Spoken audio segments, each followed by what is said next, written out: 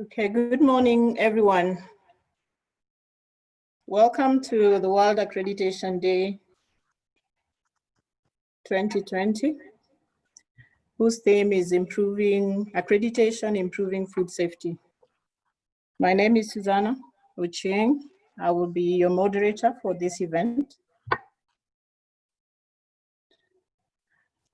So just before we start, a few preliminaries for us to let this session run as effectively as it should.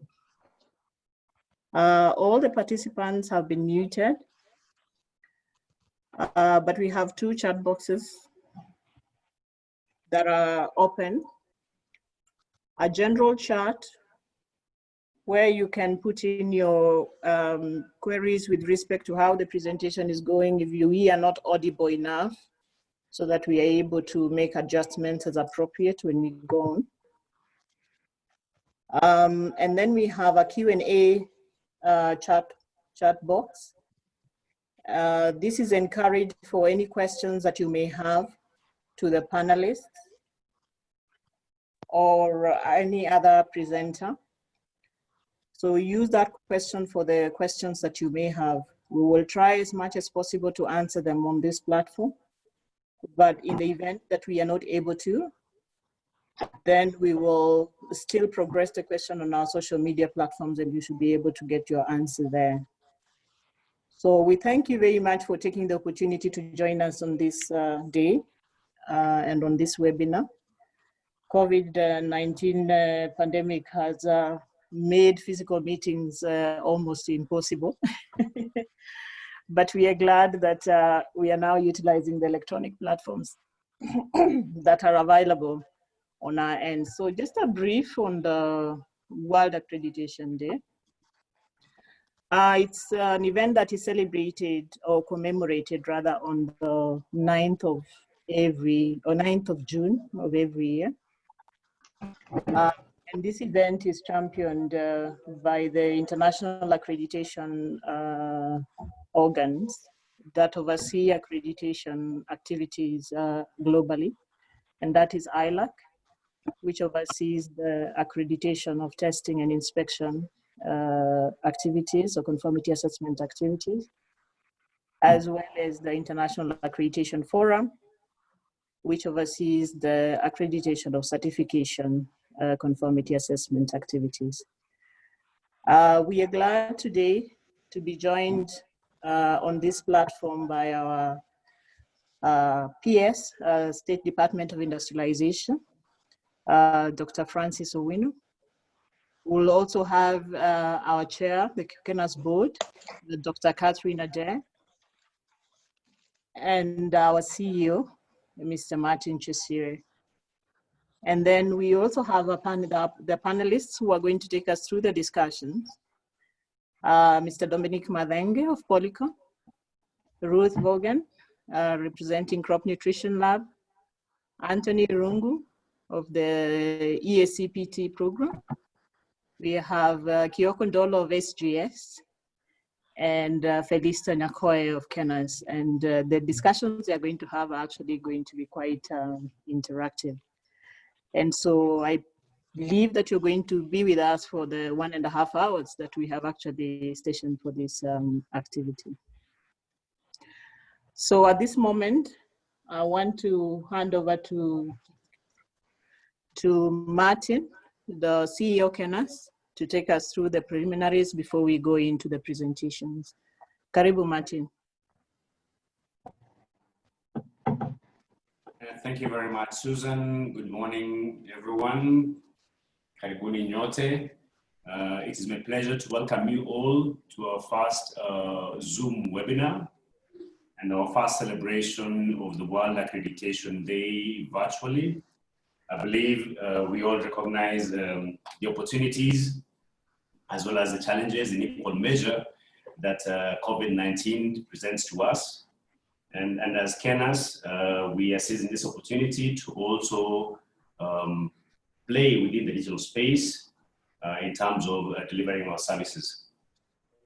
My role is very brief. Is to restate that we join the community of accreditation bodies across the world in some 118 countries who are members of the International Accreditation, Laboratory Accreditation Corporation and International Accreditation Forum, to voice and promote the value of accreditation. Each year, as a community of accreditation bodies and fraternity, we attempt to present the value of accreditation as it applies to the plurality of sectors that we service, and to which our clients, our direct clients who are conformity assessments, are able to deliver either to the end consumer as well as to regulators and the public in general. So this year's theme is accreditation improving food safety. It does so very well with the just recently concluded second World Food Safety Day 2 days ago, which talks about food safety being everybody's business. As Kenas, and has been explained by the moderator, Susan, we are glad to have several speakers from amongst our clients to also explain what is our connection with food safety in the business of accreditation. Without saying much, I would like to register and inform you that we are joined in by our chairperson, who will very shortly deliver the global message and statements on the theme of this year's Accreditation Day. We also have the opportunity to have our Principal Secretary from Line Ministry, State Department for Industrialization, Dr. Francis Owino, who will also share with you what the ministry orientation with respect to the connection of Kenas and our mandate to the economy. I think with those few words, karibuni tena, and it's now my duty to invite the chairperson of Kenas, Dr. Catherine Adair, to deliver the message.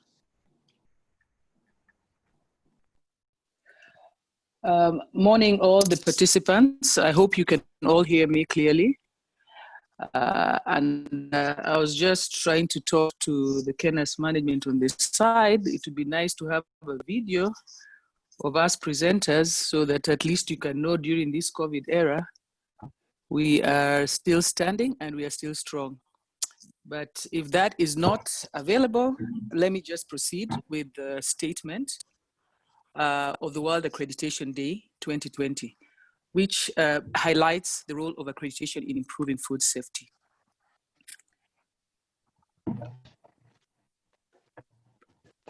Okay, as Susan, you may need to mute so that I may proceed. Can I proceed? Martin, Susan? Hello? Okay. Yes, yes, you can proceed.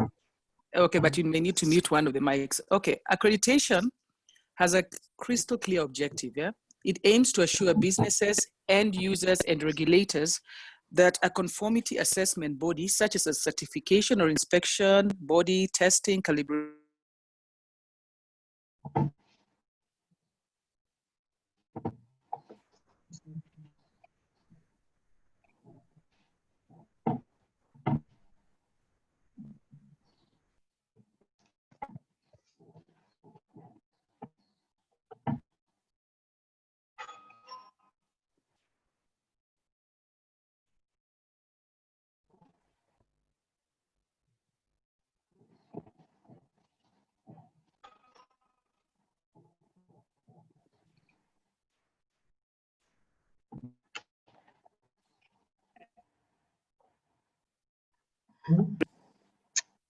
Hello, Catherine. yes? Yeah, please go ahead. I think we had, it went into mute by mistake. You guys muted me because I've unmuted myself. Okay. So just going quickly, let me just give you the highlights of the statement. The most important thing is this World Accreditation Day is highlighting the role of supply chains. So this year is mostly on improving food safety. It does this across the whole food supply chain from the farm to the fork, through food production, processing and packaging, storage and transportation, to retail and catering, helping build layers of assurance in the supply chain. Accreditation bodies assess conformity assessment bodies in a variety of different key functions, assessing them against standards which have been developed by the global community through the International Organization for Standardization, ISO, and through IEC, the International Electro-Technical Commission. These standards cover functions such as inspection, certification, and testing. With inspection bodies, certification bodies, and laboratories accredited to these standards, they have been independently checked as being able to deliver competent and impartial inspection, certification, and testing services in all parts of the local, national, and international food chains. In April 2019, about a year ago, a joint statement that was issued by FAO, WHO, the World Health Organization, and the World Trade Organization highlighted the toll on the humans of foodborne diseases. Accreditation aims to help support the reduction of these incidences through driving up the performance of organizations in the food supply chain. Accreditation is used across the globe, and there are lots of examples to help meet this goal. It could be from the use of accredited certification in Australia through the Prime Safe scheme for meat and seafood supply. It could be through the European Union, using accreditation of laboratories to support food security in Europe, to accredited inspection to help commercial catering establishments deliver safer food in France. I was also wondering in Kenya, for example, from the use of accredited certification of good processes as demonstrated by SGS and KEBS in using accreditation laboratories and inspections. And I know that the dynamics surrounding food safety and nutrition is too vital to be ignored. I digressed very little. But I'm glad that the discussions are actually happening in this Kenyan space, even if virtual, but we need to keep them alive and enhance the use of accredited testing, inspection, and certification to allay the fears of the Kenyan citizens that arise from the discussions that are going on like about aflatoxins and all that.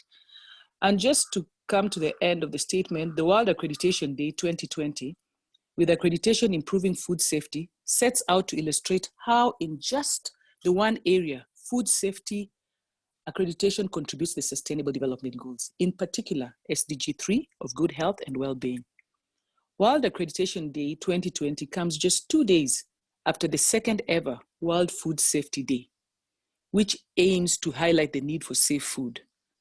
Through accreditation bodies and subsequently accredited certification bodies, inspection bodies and laboratories, the conformity assessment community continuously strives to help deliver safer food.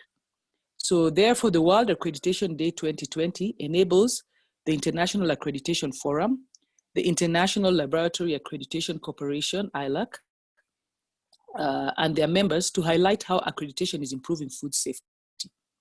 IAF, which is the International Accreditation Forum, and ILAC provide a range of information to explain accreditation's role in improving food safety.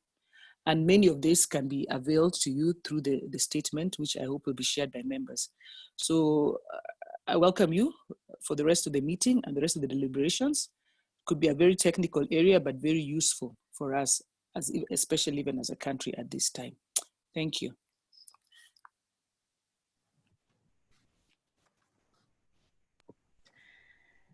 Thank you, Dr. Adair, for those valuable remarks. As you've heard, accreditation builds an assurance through the supply chain. So when we're talking about food safety, we cannot talk about food safety without talking about accreditation. And the beauty is that this discussion is coming at the backdrop of the celebration that happened, I think the commemoration of the World Food Safety Day, for which some of you participated in viewing the discussions that ensued on KTN News regarding food safety status in Kenya. And we know very well some of the issues that were coming up were rather of concern. But the beauty is there is an answer in some of the issues that we are experiencing in the country, and this is through accreditation. So I want to again allow Dr. Adair to just come on board for a second and invite our PS to give us his remarks.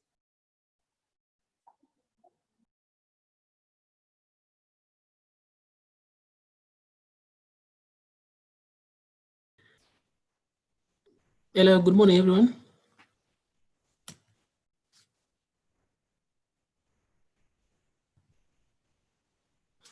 Good morning, we can hear you. Yes, this is Frederick Mule, PA to the PS. Apologies from the PS. He was ready for this webinar, but something just came up, and he's called in a colleague to read the statement. So Mr. Lukingi will read the PS statement for the event. Thank you. Thank you, Mr. Mule. Thank you very much. I'm Mr. Eugene Lukingi, represent the PS State Department for Industrialization. And the statement goes as follows. The Board of Directors, KENAS, Chief Executives present, representatives and staff of KENAS Accreditation Conformity Assessment Bodies, business and industry leaders present, distinguished guests, good morning. I am honored to join KENAS and the world in celebrating the World Accreditation Day. This day is a signature event across the world that not only aims to raise awareness of the importance of accreditation, but also to appreciate the contribution of accreditation and its related activities in our everyday lives. This year's theme, accreditation, improving food safety, designated by the ILAC, International Labour Accreditation Corporation, and the IAF, International Accreditation Forum, underscores the value and importance of accreditation towards a safer Kenya. This means the expectation for every Kenyan is safe workplaces, safe products, safe transport, safe and clean water, and more importantly, safe food, as today's discussions will delve in. The World Health Organization estimated that 33 million years of healthy lives are lost due to eating unsafe food globally each year. However, with the effective accreditation services offered that determine technical competence of inspection bodies, certification bodies, or testing and calibration laboratories, the expectation is that safety is enhanced in the food supply chain. Ladies and gentlemen, there are two main things I would wish to make priority that reflect the purpose of this day. First, I commend KENAS on its recent achievement of the Accreditation Services Act of 2019. Now KENAS, as the national accreditation body and one of the three pillar institutions that form the quality infrastructure of Kenya, is a stable entity with more opportunities in trade facilitation. The Act gives KENAS the flexibility to enhance its already existing framework to a more internationally accepted accreditation system. This is aimed at strengthening international recognition of Kenyan products and services. The signing of the Accreditation Service Act of 2019, therefore, anchors KENAS fully into the law. Secondly, as a state corporation under my state department, KENAS should focus towards improving the public trust in activities that have potential to impact on public confidence in this area of food safety. When you look into the food supply chain alone, there are conformity processes that need intensified quality checks through accreditation, such as certification of food packaging, testing the safety and quality of raw food or packaged foods, inspection of farms to be in compliance with hygiene standards, as well as inspection of food handling and hygiene standards. As a ministry, we hope to see an increase in awareness of the need for the accreditation of those conformity assessment activities and many more, so that businesses save on retesting and re-inspection when exporting food across borders. More so, improving the quality of food for every Kenyan through accuracy of tests. In conclusion, I wish to affirm our commitment as the ministry leadership to supporting the operation of KENAS to enable it fully realize its goals and objectives towards improving internationally recognized accreditation services nationally, regionally, and beyond. Thank you all.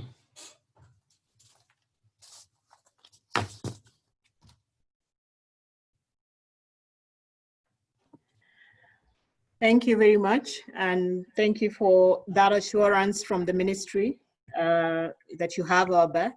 We really appreciate that. And also the focus on the consolidation and that KENAS has, considering that the legal instrument that now establishes KENAS was revised in the year 2019. KENAS is now established under an act of parliament, giving it more flexibility to impact on the good of the society. And so the challenge that is posed to us by the ministry is welcome, that we have a role in improving food safety in this country. And so credibility of conformity assessment is something that we need to be working on keenly. I believe all my colleagues at KENAS who are participating on this webinar have heard that loud and clear. So I want to thank you very much, the CEO, the Chair KENAS Board, and the representative of the PS, State Department of Industrialization, for those opening remarks. And we now want to move on to share with you the video that was released by ILAC and IIF in commemoration for this day. So bear with us as we stream it before we go into the other technical presentations. Enjoy the watch.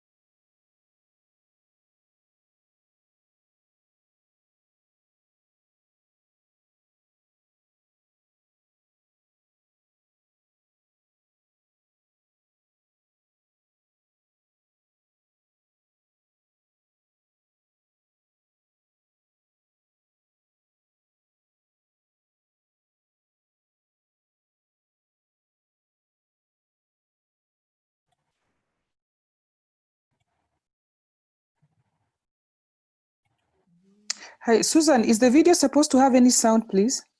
Yes, that's why. Sorry? Yeah. Can you put up the sound?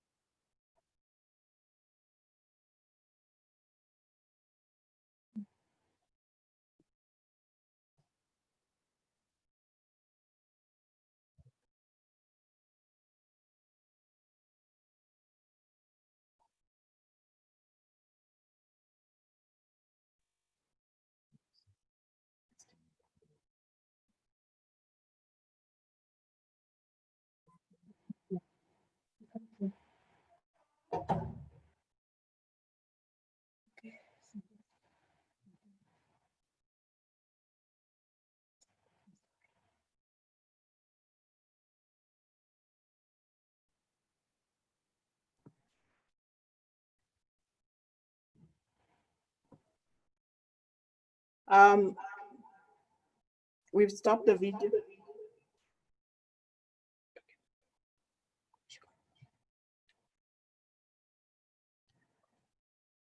We've stopped the video.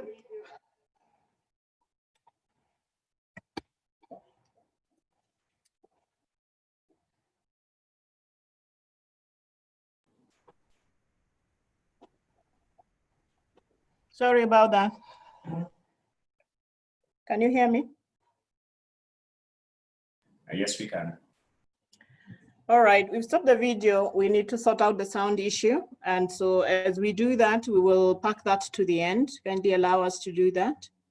And then we'll move on to the next presentation.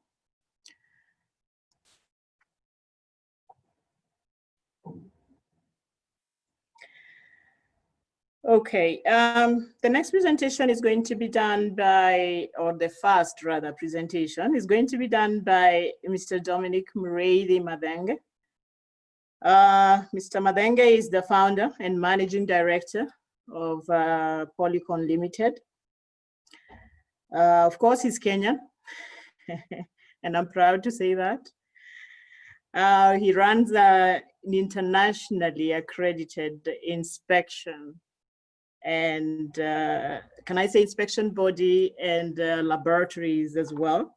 So he has 2 accreditations. So accreditation of the lab under 17025 and accreditation of the inspection body and ISO IEC 17020. We are proud of that, Mr. Madenge.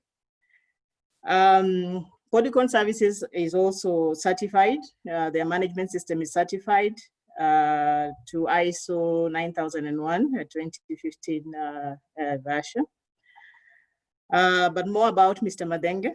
He has a career that spans over 35 years as a food chemist, having studied both locally and internationally. He runs Polycon Services.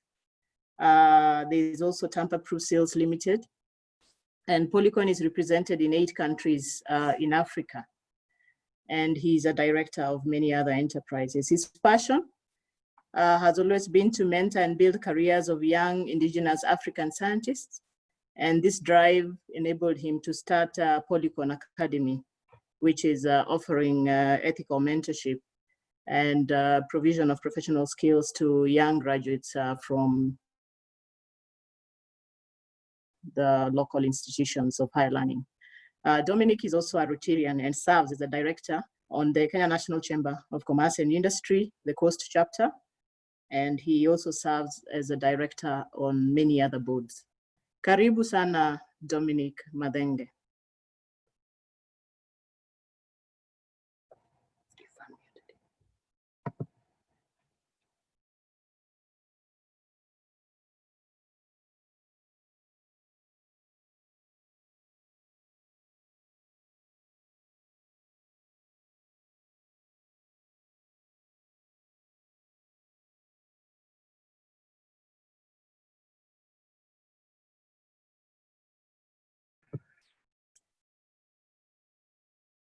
It appears Mr. Madenge has dropped off. I don't know whether he's gonna join us back.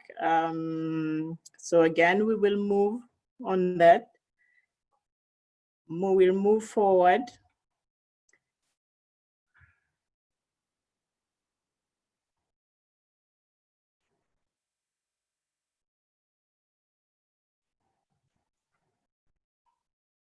This presentation on soil testing is being done on behalf of Crop Nutrition.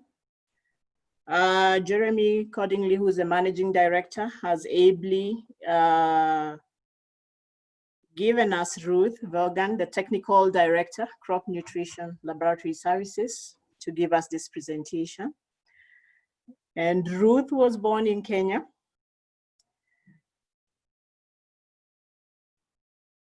Was schooled in Kenya and Zimbabwe and the University of Cape Town as well.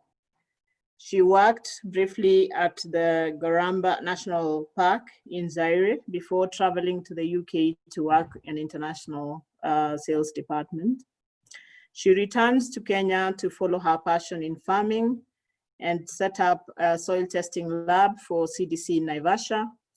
She then worked in several different agricultural sectors, commercial organic vegetable farming for export, growing and breeding roses and summer flowers, and biological control. Ruth is the past technical director of the Kenya Flower Council and founder, director of Lake Naivasha Water Resource Users Association. Ruth is currently the technical director at CropNuts and is committed to fast, independent quality analysis and agronomy advice to support the agricultural industry in Africa. She is passionate about soil fertility, yield optimization, food security, and food quality.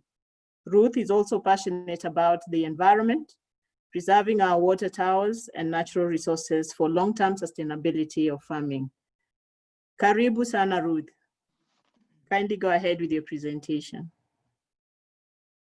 Thank you very much, Susan, for the introduction. My name is Ruth Vaughan, as Susan said, and I'm the Technical Director at CropNuts. We are very happy and proud to have recently transitioned to the new ISO 17025-2017 standard, and we would like to thank KENAS for their professional, competent, and impartial services along the way in helping us achieve this accreditation.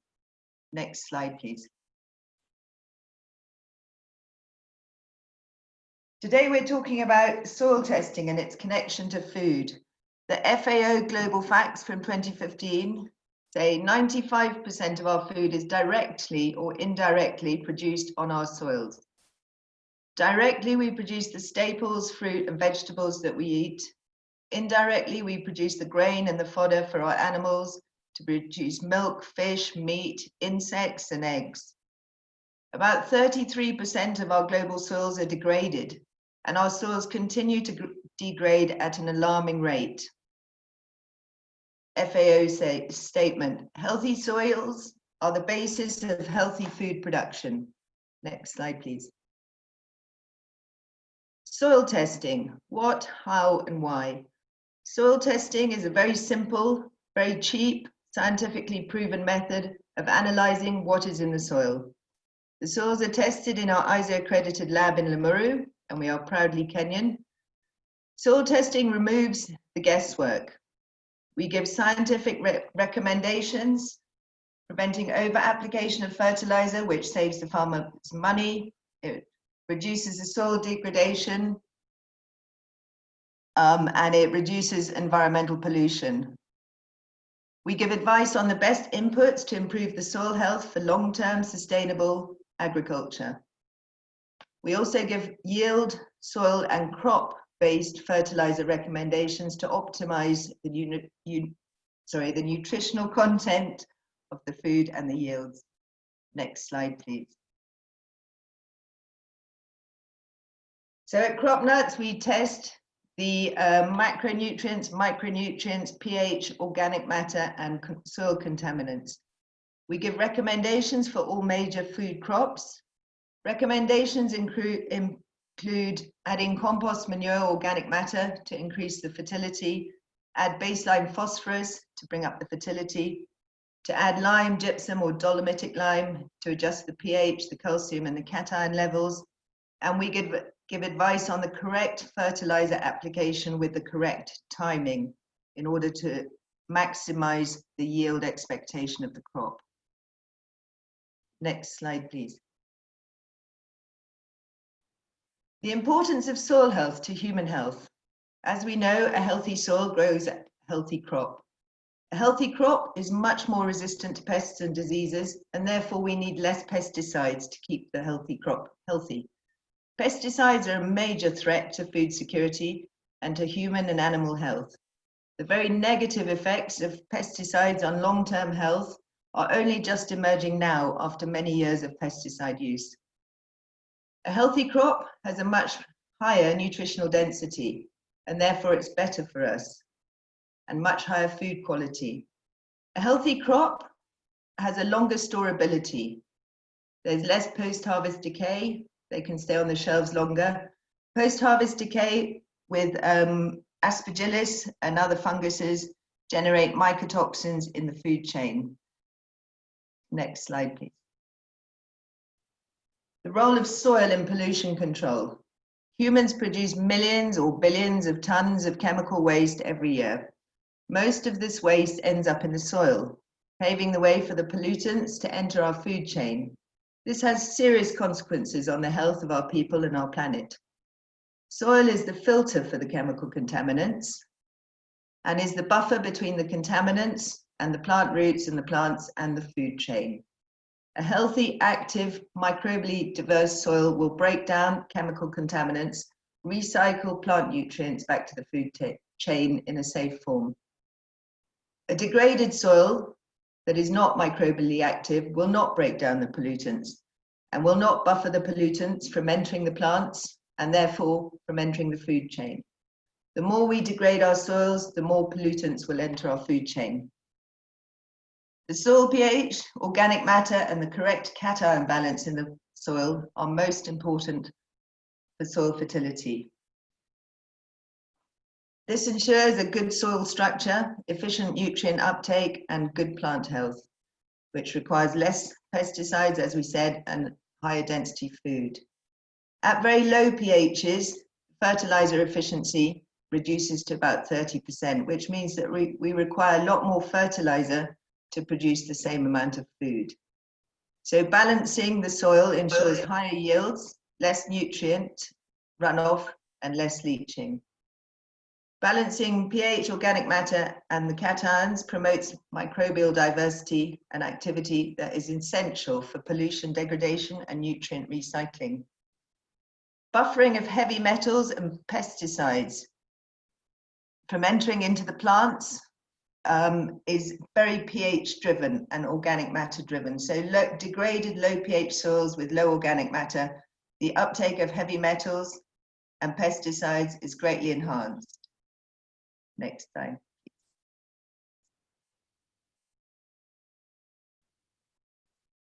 Humans also produce a great deal of biological waste.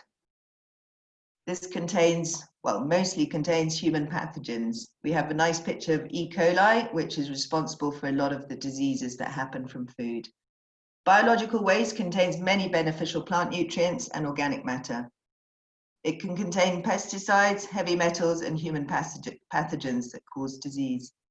A healthy, active, microbial diverse soil will recycle the beneficial plant nutrients, fix the carbon into the soil as organic matter, and most importantly, will outcompete, feed off, or generally inactivate the human pathogens that we generate. Next slide, please. Soil testing for food safety. At CropNuts, we offer accredited basic primary soil testing to adjust soil fertility and optimize yield production, food production.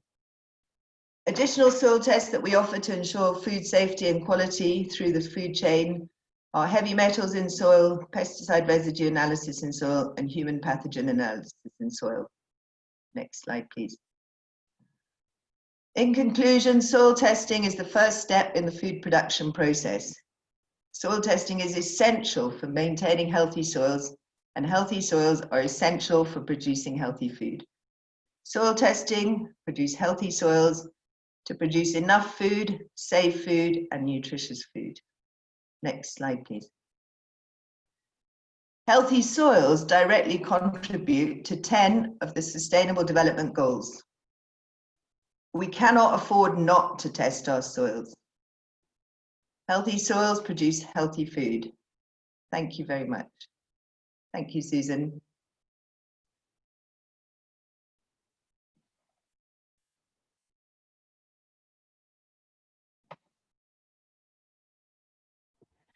Thank you very much, Ruth, for that informative discussion.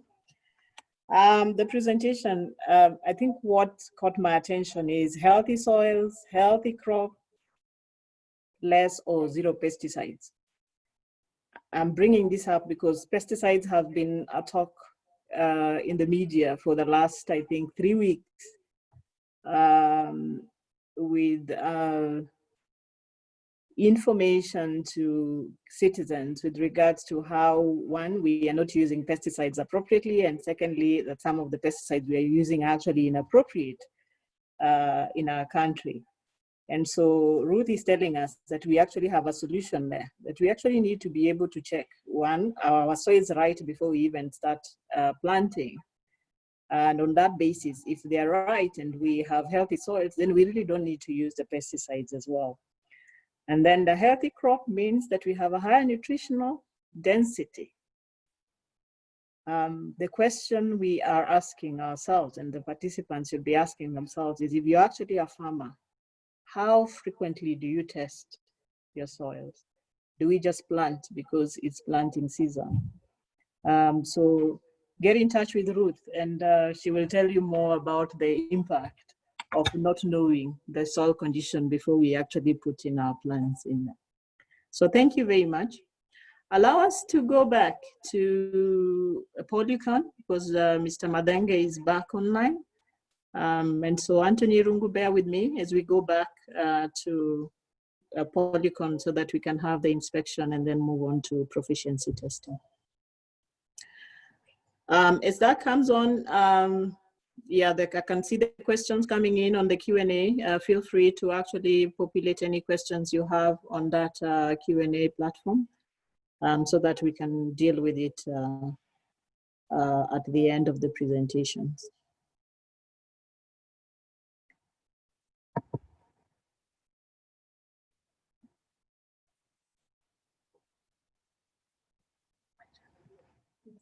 As you can see, that's the same the Kenya's logo. So relax.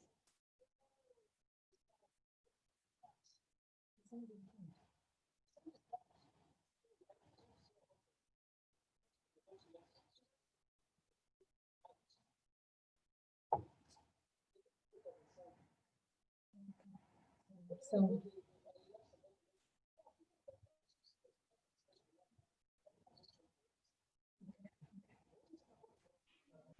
allow me to just Dan is controlling. So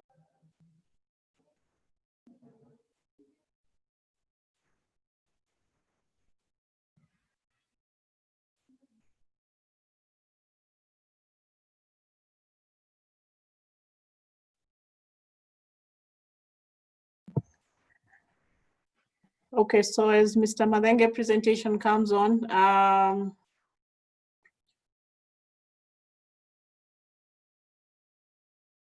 oh, great, it's there.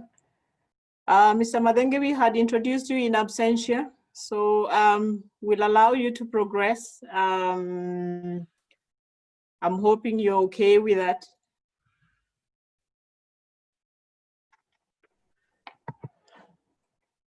Is he there? Can you check if Mr. Madenge is there? Which is the computer?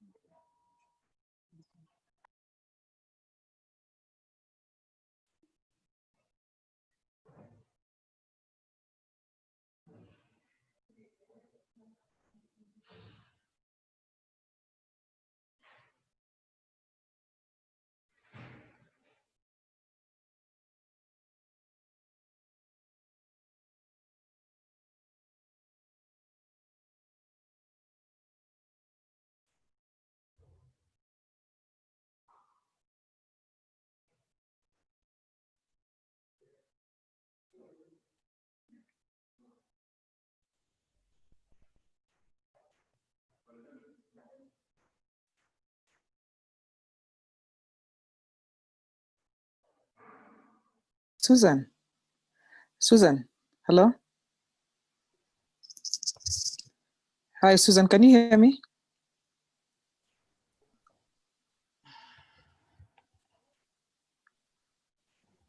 Hello? Susan, can you hear me? Yes, I can hear. I suspect I can see Mr. Madenge on the attendee list. I suspect he may have entered, but not on the panel platform, because I've seen him writing on chat that he's here and mute. Maybe just confirm that he's entered the right way, if you don't mind.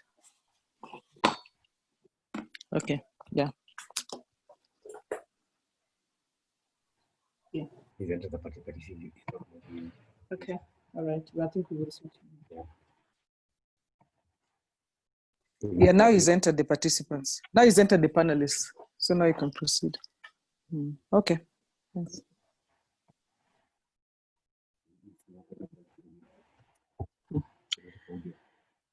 Hi, Mr. Madenge. Can you enable your audio, please?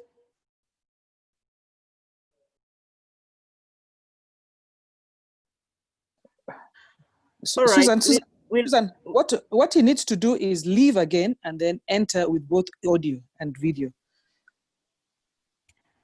We will advise him to do that as we move on to the next presentation. I think so, yeah. Thank you. Yeah.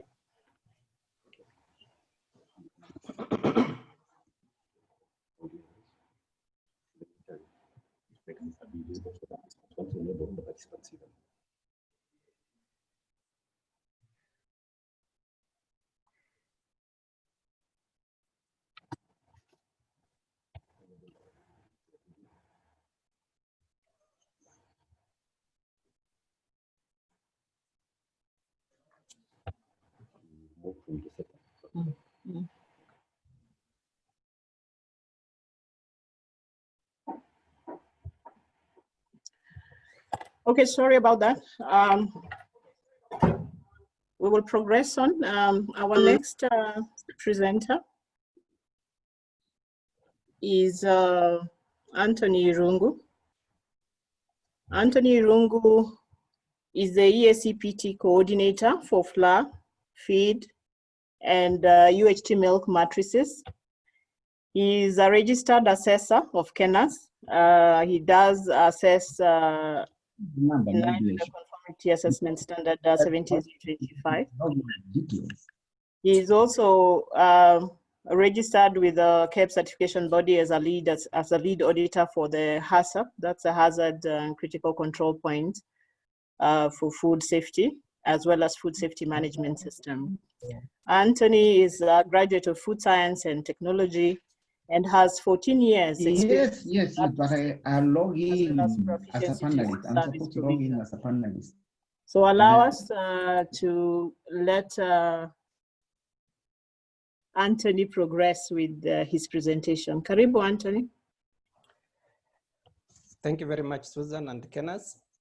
And as you said, I'm Anthony Rungu, the ESCPT coordinator for flour feeds and UHT. Next slide, please. We'll start with the introduction of proficiency testing. What is proficiency testing? This is basically evaluation of participant performance against pre-established criteria by means of interlaboratory comparisons. Basically, this one is organized by independent third parties and usually is done on a regular basis based on the schedule as provided by the PT provider. And what is interlaboratory comparison? Interlaboratory comparison is organization, performance, and evaluation of measurements or tests on same or similar items by two or more laboratories. And this is in accordance to established predetermined conditions. And the ILC, you may find a laboratory is analyzing or doing work on a certain analyte in a certain matrix, which as they try to find a PT provider, they are not able to find. So if there is no PT provider for that analyte or matrix, then they can go ahead and conduct interlaboratory comparison. And this will be basically to ensure that they monitor and the results of their laboratory with other labs, and also for accreditation. As we'll see later, accreditation can be done through PT or through interlaboratory comparison. Next slide, please.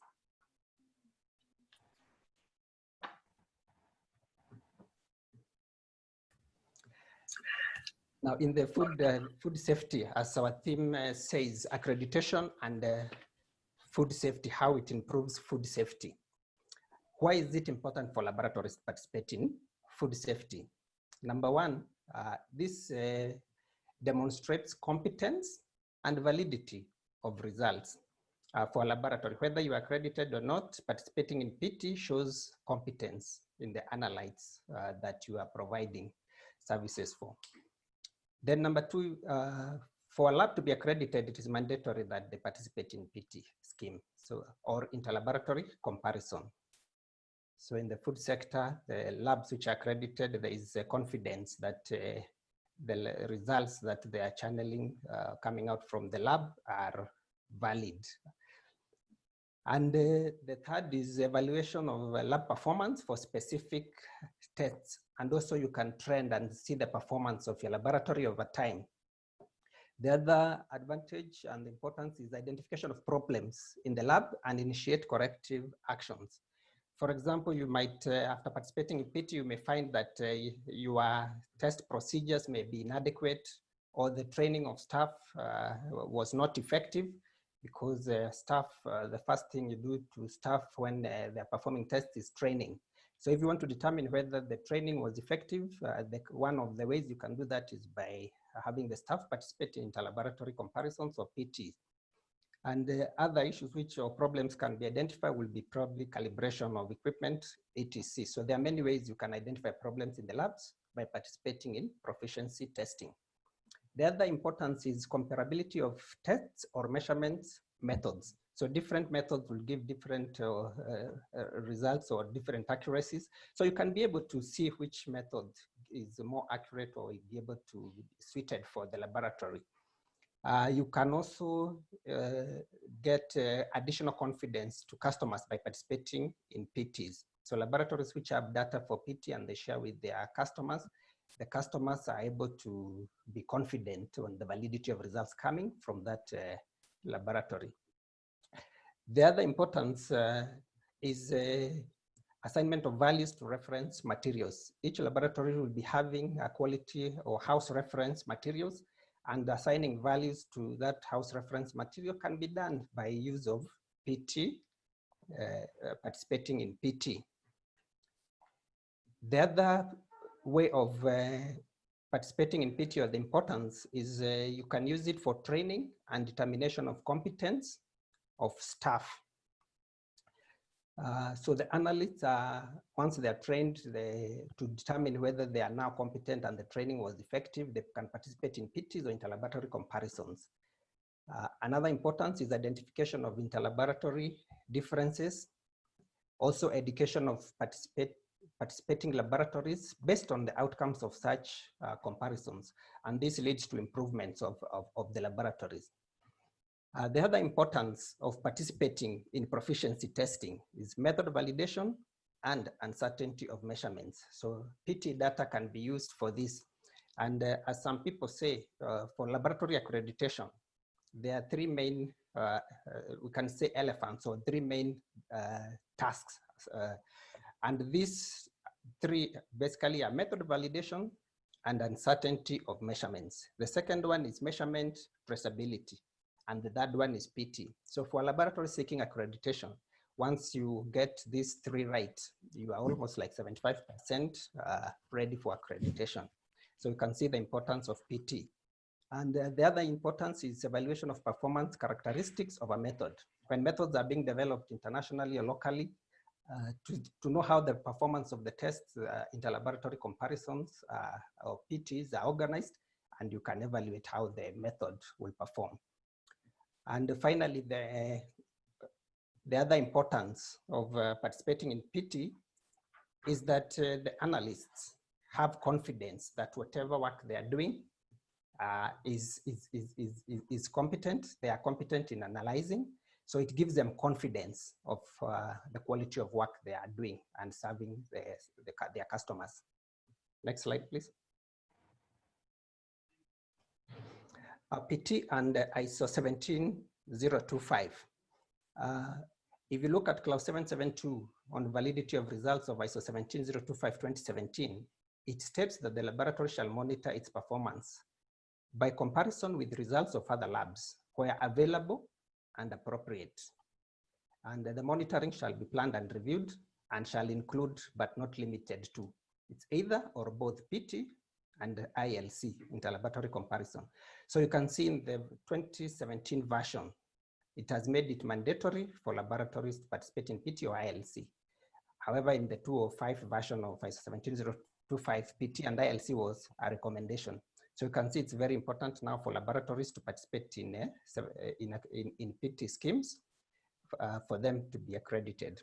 The applicable standards for PT, organizing PT, is ISO 17043, 2010. That's general requirement for proficiency testing. And when it comes to statistics, it's ISO 13528 is what guides in the statistics used for proficiency testing.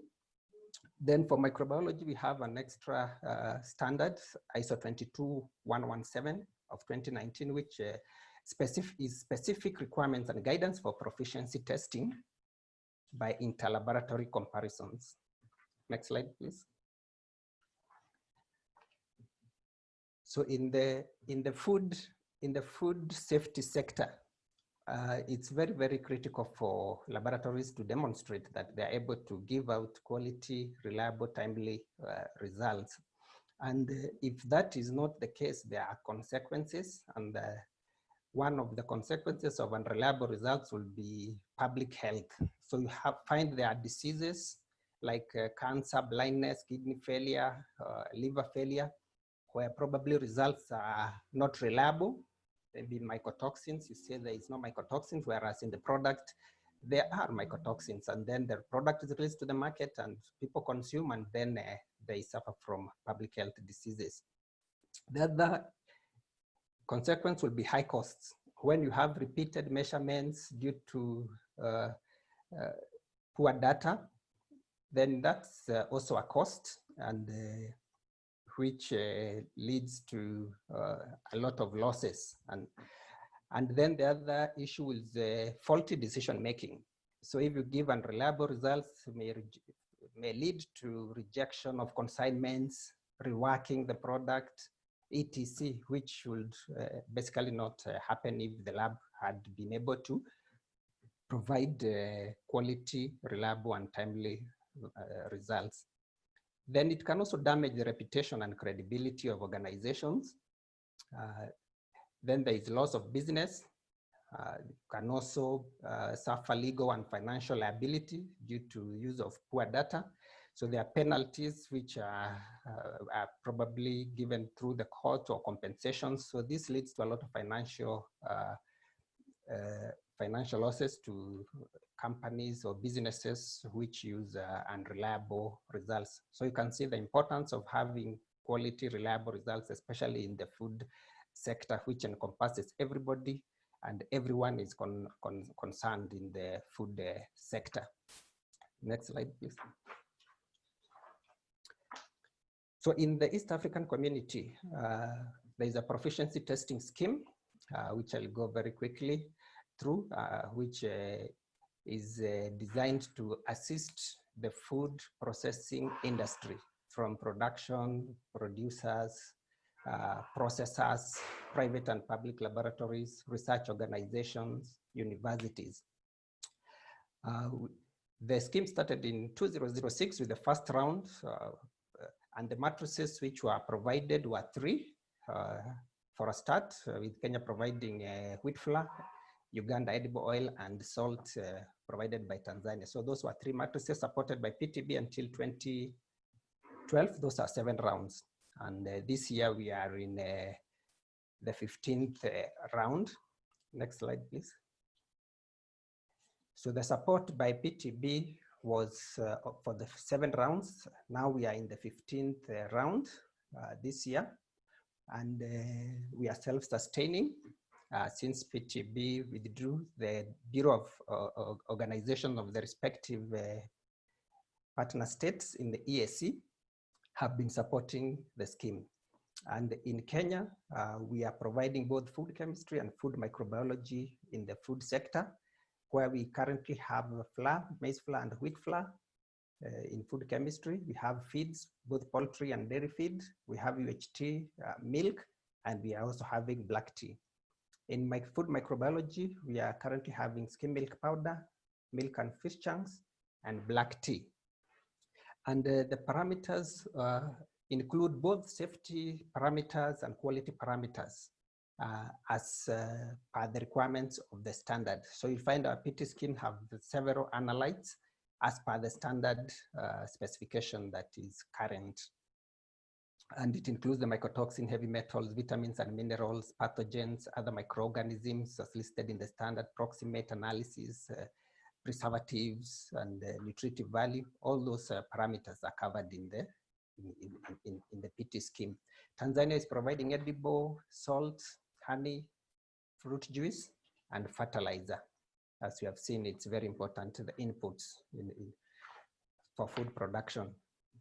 Then Uganda is providing edible oil and gin, whereas Rwanda is providing sugar for the food chemistry scheme. In addition, there is also soap and skin for the chemistry scheme provided by Rwanda. Next slide, please. Then, as we have said, it is desirable, and for accreditation bodies, it's usually very important before accreditation for laboratories to demonstrate that they participated in PT schemes. And usually the initial certificate accreditation bodies will require to demonstrate that you have participated in a PT scheme with good results.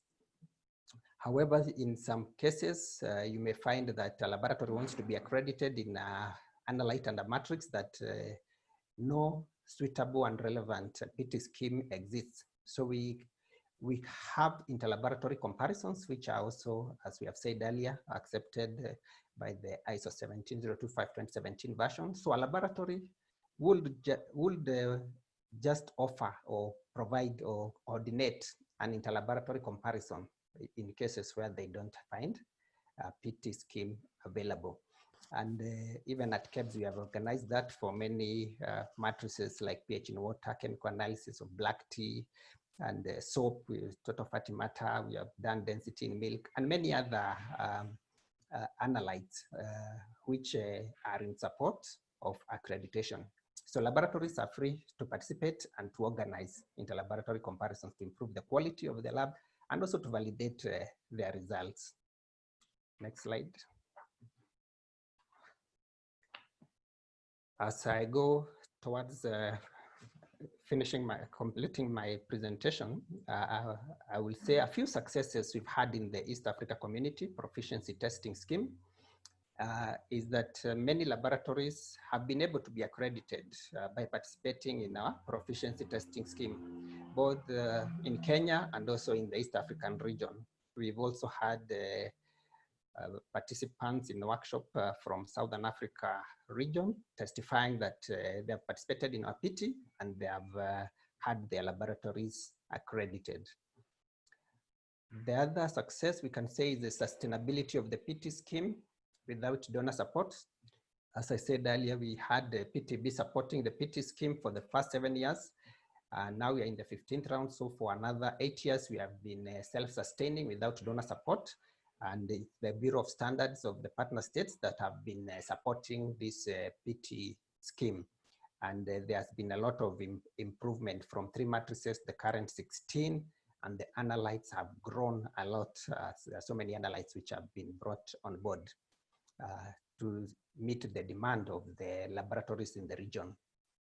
And we have also noted that there's an improvement in the quality of laboratory results. When you look at the trends from 2006 to current, as laboratories participate in PTs, there is a lot of improvement in their quality of results with time, as is evidence from the data analysis we've carried out.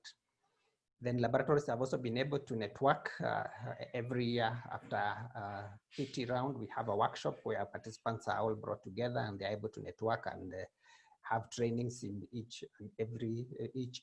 where there is a lab which has a lot of strength. We have a way that they have networked, and our participants have been able to be trained in their colleague laboratories where they are stronger and they are more competent in certain analytes. So we have seen this networking and training among the laboratories. Then there's a lot of growth in terms of matrices and analytes being offered that meet the demand of the region. So you can see we are now having 16 matrices in food chemistry alone, and we have so many analytes being offered, both quality and safety and nutrition and microbiology. So there's a lot of growth. And another success is that laboratories that participate in the scheme have value for money in terms of when they participate in one matrix, there is so many analytes and they can get accredited for many analytes by participating in one matrix. So this gives them value for money. Then the matrices we use for the PT schemes are real local matrices. If it is flour, this is the flour that we are using locally here. Next slide. As I finish now, there are a few challenges. One of the challenges is there's a lot of increased demand for accreditation of the PT scheme since it has grown over the years. Now we are ready for accreditation, and the journey towards accreditation has already started, and we have partners who are willing to support some aspects of the accreditation process. Then there is one other challenge, which is limited budget, especially for creating awareness and marketing, especially in specialized fields like cereal millers. They may have laboratories and they may want to participate, or they may want their members to participate. So that one can be done through marketing, but sometimes budgets are limited. And then the one critical area on budget is universities and a few government labs have no budget for PT. So the participation is not consistent. And you agree with me, universities provide a lot of data and research which are published. And it's very, very critical for them to demonstrate the validity of their data. And this can be done by accreditation or participating in proficiency testing. However, PT budget is limited or not there at all. Then we have a few participants for certain analytes like mycotoxin, heavy metals, and vitamins because of the heavy capital investment for analysis of these parameters. And that is an area for expansion, especially for private labs. This is an area where they can easily venture in because there are very few participants for some of these analytes. Then inconsistent participation for some laboratories. We don't know why, maybe it's budget issues. So that's one of the challenges. And then there are high costs of CRMs. So those are some of the challenges that we have in the PT scheme. And that's all for my presentation. But before I finish, I would also want to say that 2019, we have also started new matrices in the ESC for materials engineering. So the ESCPT is expanding a lot, and Kenya and Tanzania, they are providing those matrices. So thank you so much. That's the end of my presentation. Thank you for having me.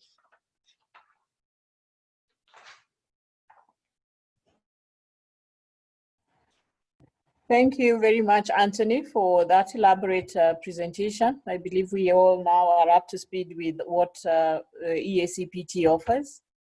It's interesting because the matrices that are actually posted on there, some of us were not aware of. So it is good that we will keep checking the ESCPT database to see what's extended.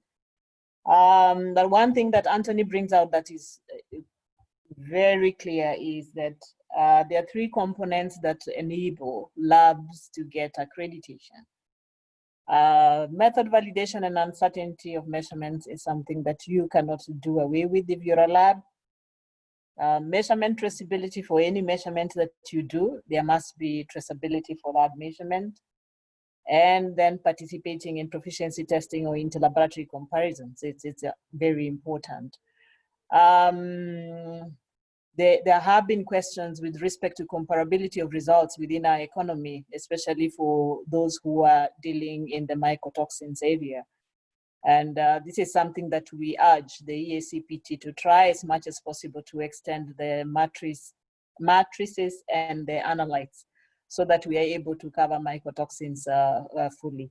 So thank you very much, and quite informative. I'm sure there will be some questions that will be coming through once we are done with the presentation.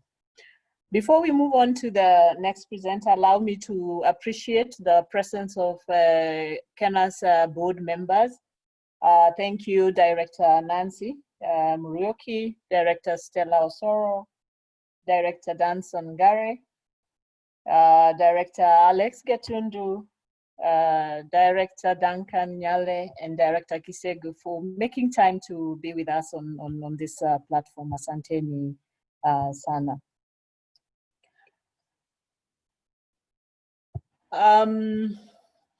We'll move on to the next. We'll move on to the next presenter, and that is sorry, Mr. Duncan Dolo.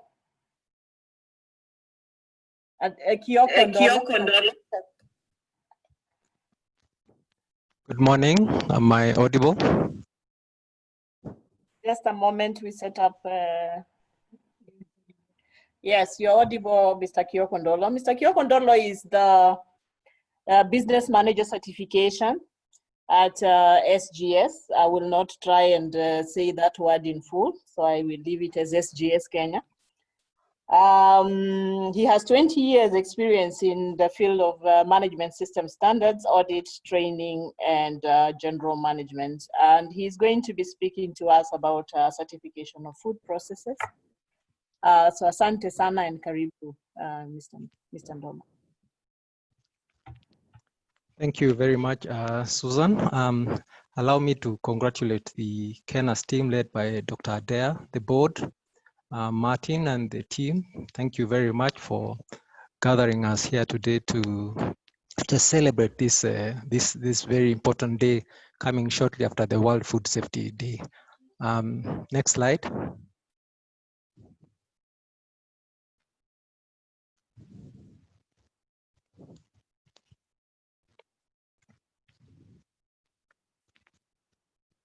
Thank you very much. SGS is an international body whose core business is inspection, testing, certification, and verification.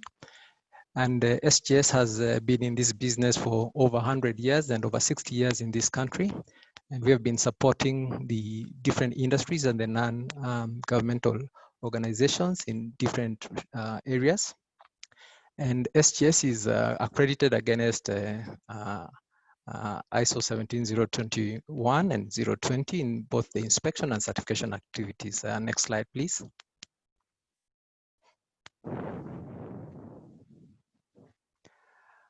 I'm just wondering, as you sit there in the recent past, how you've made your decisions about where to eat, what to buy, which food outlets to go into. And there's been so much happening in the newsprint, in the print media, in the TV, regarding food safety and related. And some of the questions that you may be asking yourself is, has the Kenyan consumer become more conscious on matters food safety? Especially now during this time of COVID, and I know somebody else will be speaking about this. We know agriculture in Kenya is contributing about 26% of the GDP. And of course, the same sector contributes about 65% of the export earnings. But one of the things that you want to ask yourself is, has the export market become more demanding? Every so often we hear about our products being intercepted in international markets. Every so often we hear the market saying they prefer products from other places because they can demonstrate that they have met certain requirements in international standards. What about here locally? Have you found that the government has put in place more stringent measures and demands for the food supply chain? Recently, we have seen in the food outlets, for you to open up, you have to demonstrate that you have met certain requirements that have been set up by government.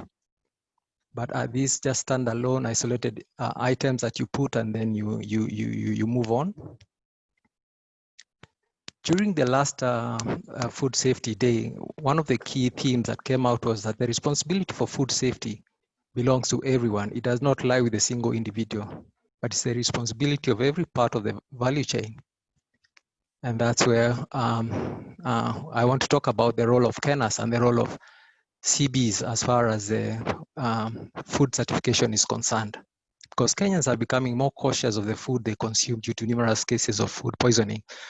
And this is just a quote from one of our local dailies. Next slide, please.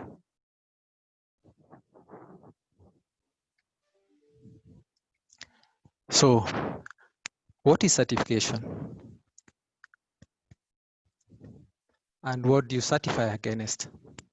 Who can be certified? Okay.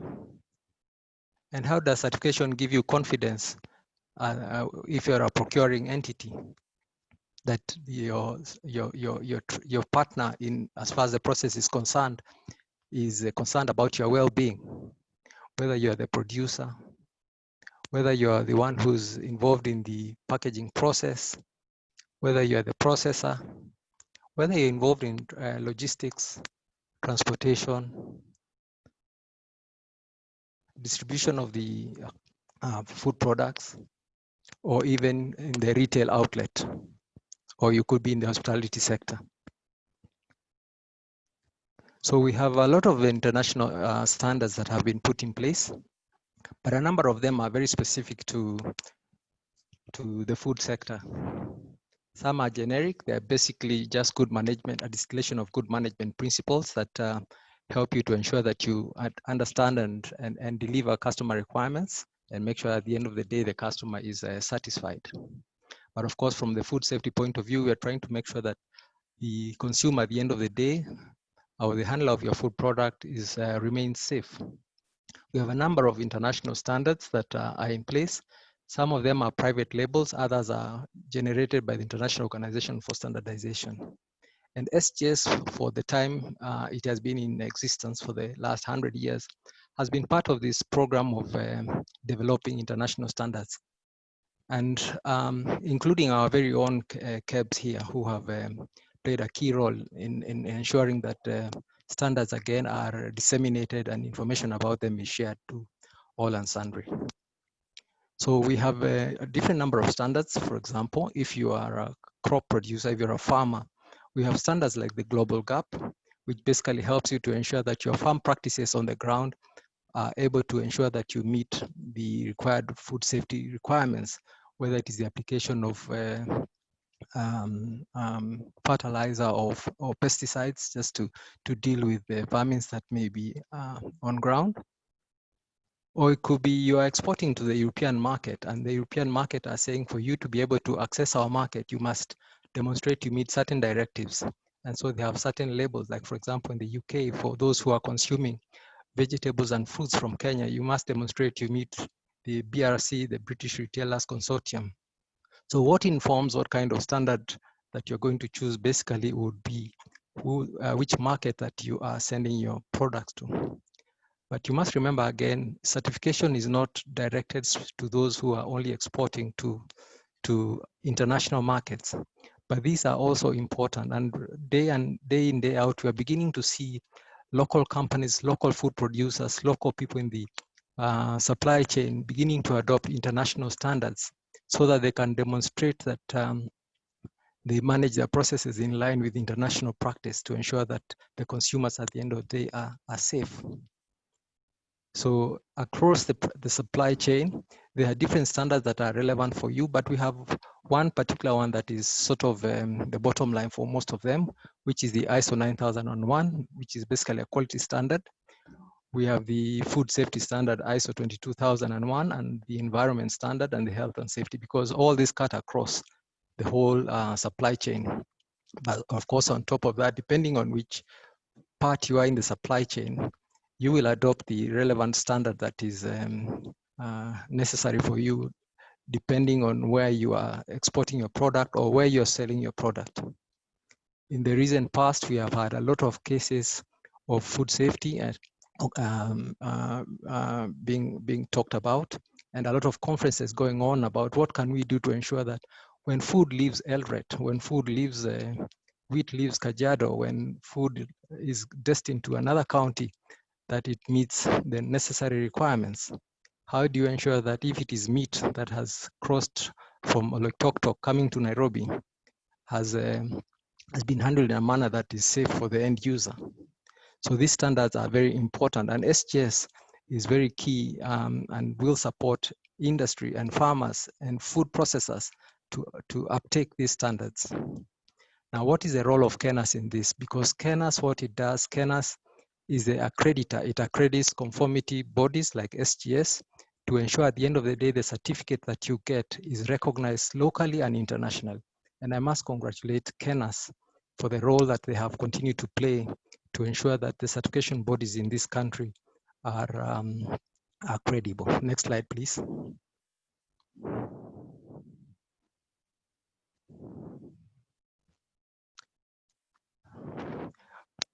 Like I said earlier, audits and certification is mandatory in many countries, and they also open doors to new markets.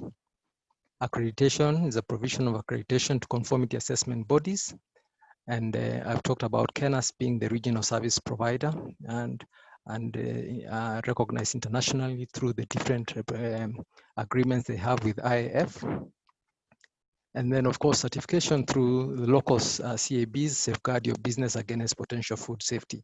And how do you go about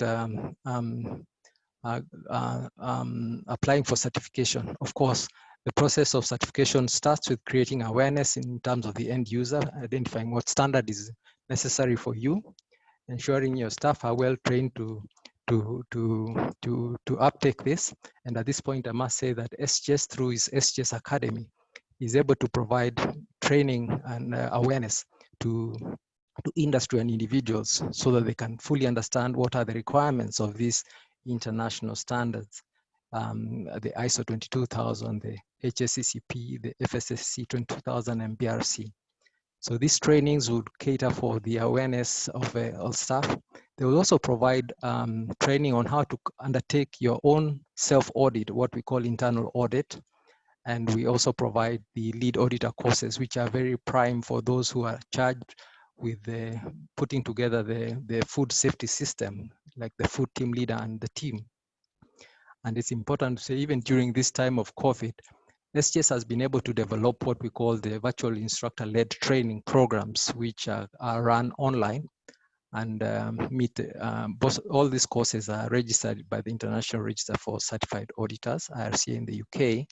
And we also run some e-learning programs where this information on the standards can be made available to you. But once you get through that, you will inquire through this local certification body, and they'll gather some information from you, understand the scope for certification, and advise you accordingly which standard is relevant for you. And we will work out a contract on how this is done based on mandates. How long will it take to do the audit? And all that, and then agree on a certification arrangement. The audit will be done, and there will be a certificate that will be issued to you, and this certificate is valid for 3 years, and every 6 months or annually, depending on your contract, you'll be subjected to what we call surveillance audits. I must say at this point in time that even as the certification body undertakes the certification audit and surveillance audits, Big Brother, KENAS, is usually there, and so often will accompany the SGS auditors or any CAB auditors to undertake what you call shadow audits and witness audits, just to make sure that the process is being done properly. Next slide, please. So SGS provides trusted solutions that helps protect products and enhance brand reputations at every stage of the supply chain. And one of the ways to demonstrate that you have been certified is you are given a certificate, which you can use to demonstrate that you meet your requirements in the international market. And this certificate is recognized globally and locally. Next slide, please. So thank you very much as I pass on the baton to the next speaker. And thank you very much again, KENAS, for the support that you continue to give certification bodies in Kenya. Thank you very much.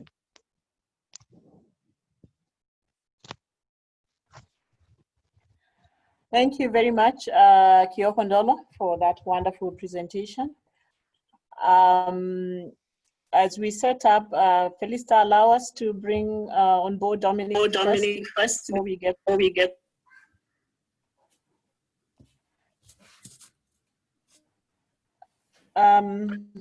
So as that happens, Ms. Tandolo, allow me to call you that. You don't like being called Mr. Brought out two things that we feel need to be emphasized here, that certification safeguards your business against potential food safety incidences. And that's important for us to note, because sometimes we take certification as one of those things that are just nice to have. But if that has to do with your brand, then definitely accredited certification is something that you want to be going for. It's important for us to note that and to appreciate the role that the certification bodies do play in this economy. Because without you, some of the establishments in which we actually partake of our food will not be wherever they are. And also to appreciate that I think there is a Kenyan standard and it's probably a code of practice with regard to food establishments that we need to be able to promote as quality infrastructure institutions for us to be able to allay fears of with regards to food safety, especially when it comes to consumption of food. So thank you for speaking on behalf of certification bodies, and also allow me at this point to appreciate the KENAS assessors who are on board. Asante sana. And there's a group that's calling themselves the Friends of KENAS. They're actually across the world. We have somebody from Indonesia. We have someone from Dubai. We have someone from India. Thank you. If I say Asante sana, I don't know whether you will understand, but that means thank you very much for coming on board on this day that we are commemorating the World Accreditation Day. So allow me to bring in Mr. Madenge. I hope you can hear me now. Yes, yes, we can hear you. So Great. Thank you for coming on board. As I said earlier, we had introduced you in absentia, but it doesn't hurt for you to emphasize on anything that we may have left out on your profile. Mr. Madenge is the Managing Director, Polycon Services, as I said earlier. He has operations in 8 countries in Africa and running accredited testing and inspection services in Kenya. And so we are happy to have you on board, Mr. Madenge. Karibu. Oh, thank you very much. First and foremost, may I say congratulations to the KENAS board and the entire KENAS, because I think accreditation coming in Kenya was the best thing next to sliced bread. And I am here and very excited to be part of the panelists in this forum. And as you are aware, right now, each one of us has seen the disruptions that have been brought in by COVID, but COVID has also brought us some very, very interesting lessons. And on my side, I hope everybody is with me to know that COVID has shown that everybody is equal. And it is behaving like technical competence, whereby anybody can get, if you do the right things, you can get technical competence anywhere in the world. And if you do the wrong things, you can get corona. And having said that, we have also learned that food safety and food itself is also for everybody. Each one of us has something to eat, and that food can become a poison and can become the source of your health. And for us in Polycon, we take that very, very seriously, and that's why we took it upon ourselves to make sure that we are accredited. When I say it's really a big day, when I see the World Accreditation Day, is because the accreditation also brought in equality in everything. When you are accredited in Kenya, you are accredited everywhere in the world. Your reports are acceptable everywhere in the world. And Polycon, as it is, we are ISO 17020 accredited as an inspection body, and testing laboratory also on 17025. And I hope that Kenas, you find it fit also to be able to bring in some people who can be able to do the certification, especially on anti-bribery, which is a very big issue for us in Kenya. As many of you are aware, there is now the ISO 37001 that is anti-bribery compliance, and I believe that one day we'll see this standard with us. Next slide, please.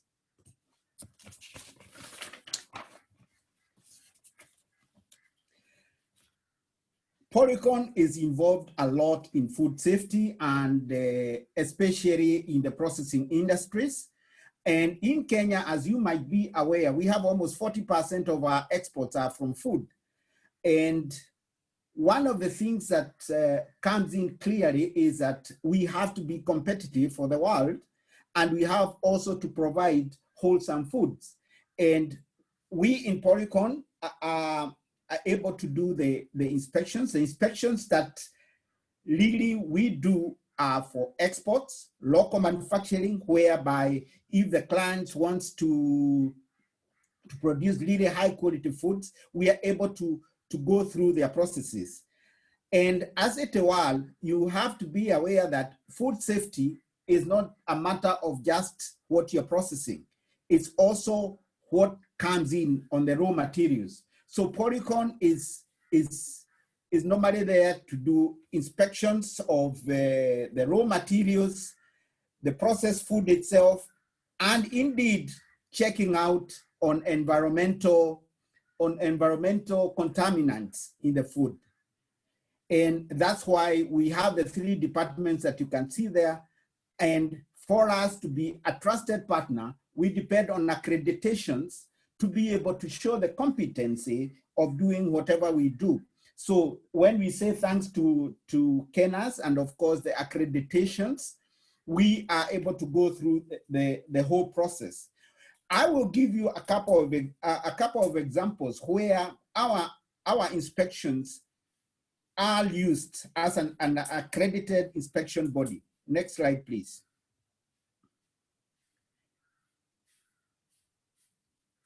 As much as Kenya is a net importer, and many people always hear about PVOC, pre-shipment inspection of goods coming into this country, we have another branch that people don't really understand. And this is the branch where we are also exporters, and we export our goods to other countries. The other countries have got their own standards. Just like Kenya, with the Kenya Bureau of Standards, we have our own standards, and every product that comes into this country must be checked against those standards. Fortunately, on the other side, where we send our goods, especially the teas and the processed foods, you find that the importers have got criteria that they need reached for any product to be imported into their country. We in Polycon, our main business is to verify. We normally verify that those specific standards and the requirements of the importing countries are reached.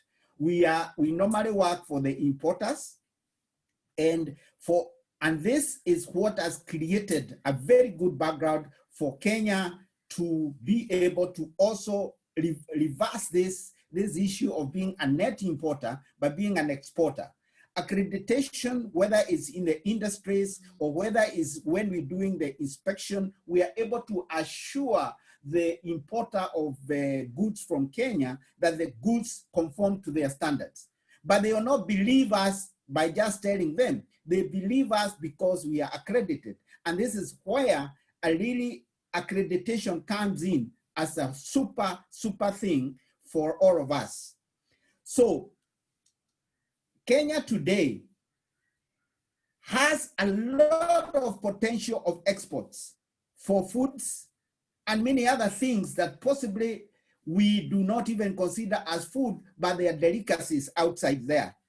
And using the inspection services, accredited inspection services, we are able to go and inspect products against other standards, against the importer standards, and we are able to export these goods outside the country. There is a lot of new goods which are being exported from this country, and we hope that as accreditation takes place much longer, we will find more and more exports finding their way outside. Next slide, please.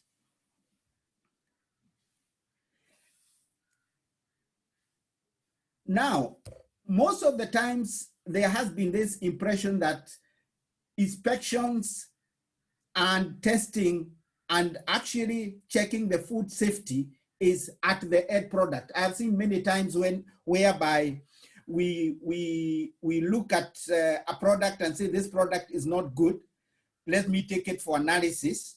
Sometimes that is a dangerous way of doing it because it causes huge losses when we just test the end product.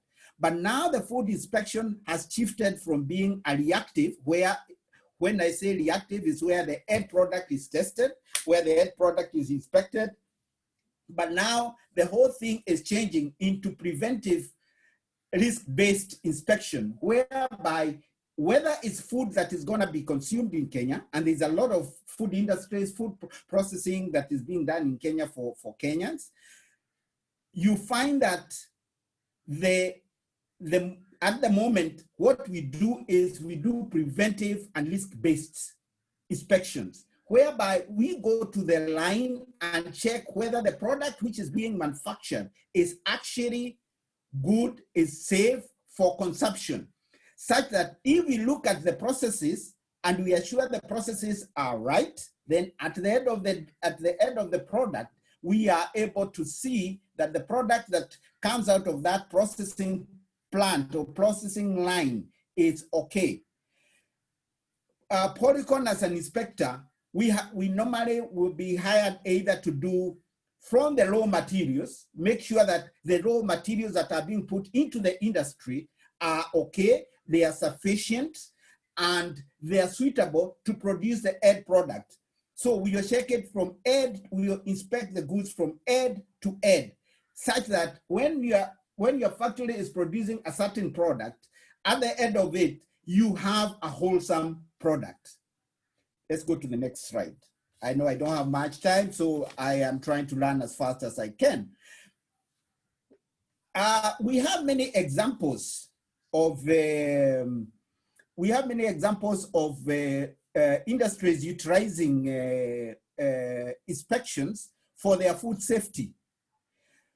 As we have just discussed, the first one is especially the people who do the importation from Kenya, where they need to see their packaging is right, the food itself is safe, the package, the way it is handled is safe to for export.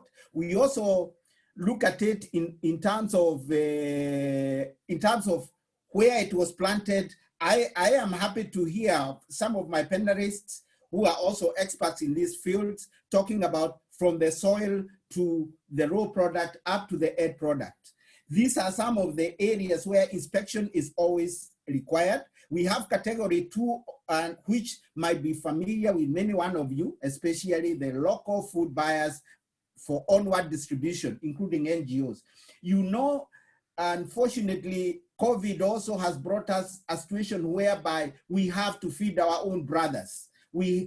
NGOs, many people are buying foods so that they can give to the masses. Remember, if we gave unwholesome food, then they would have great effects on the population. So inspection needs to be done on the foods before they are distributed. You don't want to distribute aflatoxin to everybody. You don't want to distribute poison to everybody. So inspection comes in before those kind of foods are distributed. And we are happy to see that many of the food aid NGOs and organizations in Kenya are using those services, inspection services, to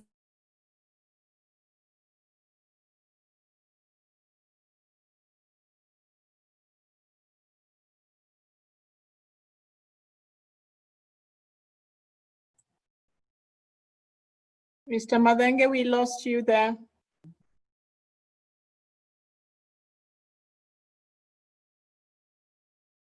Mr. Madenge, are you still on?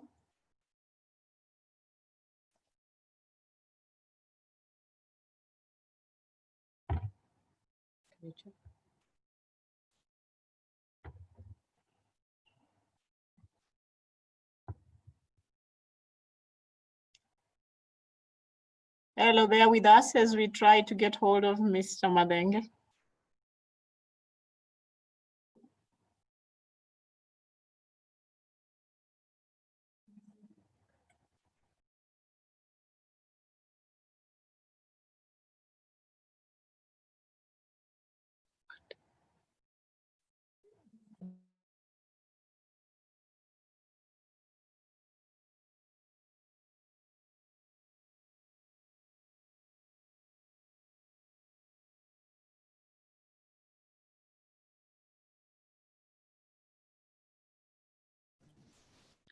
sorry for that. I hope you can still hear me now. Yes, we can. Thank you. Yeah, sorry. Well, I think there was a bit of an interruption there. As I was saying, now we are talking about the food manufacturers and the outsourced manufacturers. The Kenyan food manufacturers, everybody needs the inspections, the accredited inspections, so that they can be able to show and demonstrate that they are producing wholesome foods. The other category, which has not really picked up a lot, is the local direct consumers. You have the, we know that Kenya Bureau of Standards does a lot of testing and inspection for direct consumers, but sometimes it's also, even as an individual, you can check through accredited inspectors or accredited laboratories the quality of the food. As let's go to the next slide.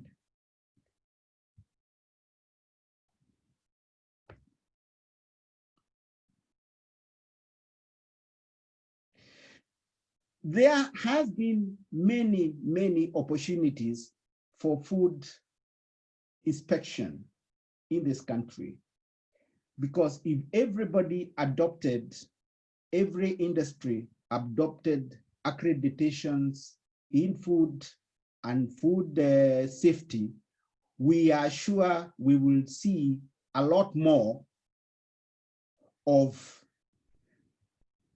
jobs being created and a lot more of the products being conforming to the standards. And at this point, I don't know whether, moderator, you are able to call in one of my colleagues who is also online, Mr. Charles Minor. As it were, you know, I had challenges initially from the internet, and which means possibly I might be too old now and I should be able to be handing over now. And in Polycon, we have a very clear succession plan. We are handing over the older ones who started the companies. We are handing over to the younger ones, so that we can have sustainability on this. So if possible, kindly call in one of my colleagues who is taking over, who is now our general manager, and who possibly in the next few next sessions, you'll be the one who will be on this. We need to retire also. We need time to retire. Thank you. Are you able to bring him in? Mr. Madenge, if he's only going to take about 2 minutes, it's fine. Yeah, Yes. There's only one slide. There's only one slide. Okay.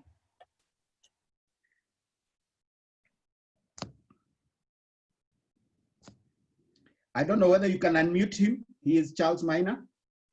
Sorry, it's okay. I think I can just conclude, because we don't have so much time. Okay. Yeah. All right. Yeah, kindly go ahead and conclude.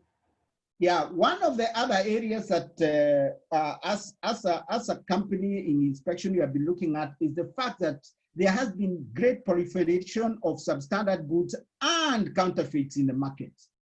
And sometimes, as opposed to what people think, counterfeits are not necessarily of low quality than the rest.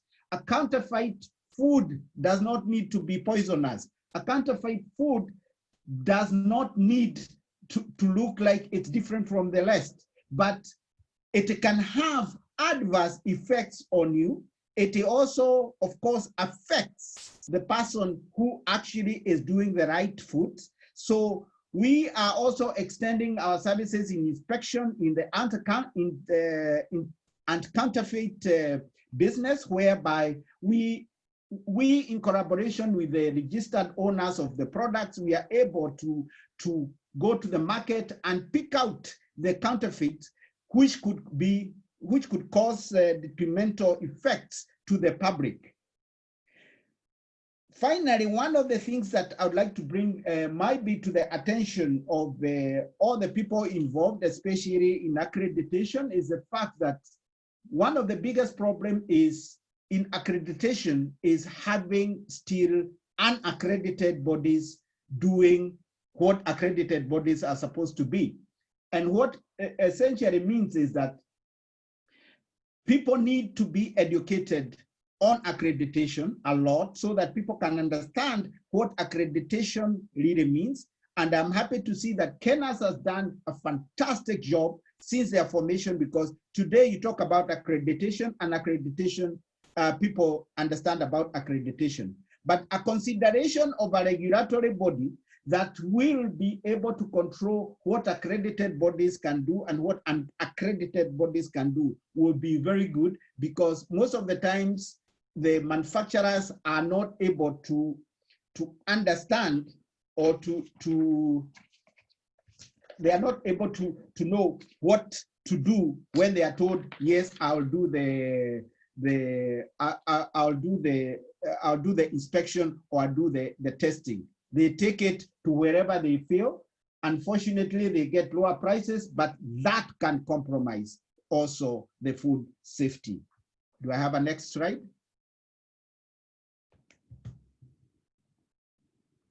No, I think I'm through. Thank you very much, KENAS. Thank you very much, participants. Thank you very much, the management, and of course, the board for being here. As I said, finally, what I can tell you is that, believe me, accreditation has created a lot of wealth, a lot of jobs in this country. And accreditation will continue creating jobs in Kenya, because the more we accredit our industries, the more we accredit our food processing systems, the more we will employ people, the more we will export, the more we will sell, the more we'll stop all the exports coming from outside. And Kenya should be able to be self-sufficient, producing high standard foods, because accreditation equalizes us. Thank you very much. I am very happy to have been part of this panel. Thank you, KENAS. Thank you very much, Mr. Madenge, always passionate in everything that he undertakes. I am really hoping that our PS has heard those last statements that Mr. Madenge has said, that accreditation is creating jobs in Kenya. One good thing also that he did mention is that while we have accredited entities in the country, we probably need to create a level playing ground. We do not want accredited conformity assessment bodies playing in the same space with non-accredited conformity assessment bodies, because then it's not a level playing ground. But as Kenyans, we need to be aware that when we are looking for credibility, then that tag of accreditation is important, because as Madenge says, you have been assessed, the risk associated with your conformity assessment service provision has been evaluated, and by the time you're being given an accreditation certificate, then we have comfort that what you're doing is right. When we have non-accredited conformity assessment bodies playing in the same space and undercutting others purely for business sake, then of course it's not sustainable, but we do not want such practices propagating in this country. Risk-based inspections are very important, and I think all conformity assessment activities are actually going into a risk-based approach. We don't just go in and check everything. We actually look on the basis of what impact it would have in either one, service delivery, second, safety, third, quality, and all that before we make a conformity assessment position.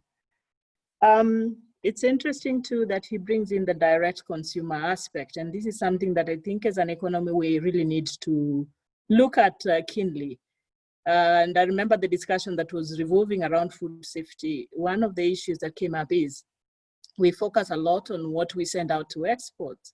What are we doing locally? If I'm going to send an apple into the export market, then I'm going to ensure that the pesticide residue levels and everything else are checked before it goes out, because the market demands it.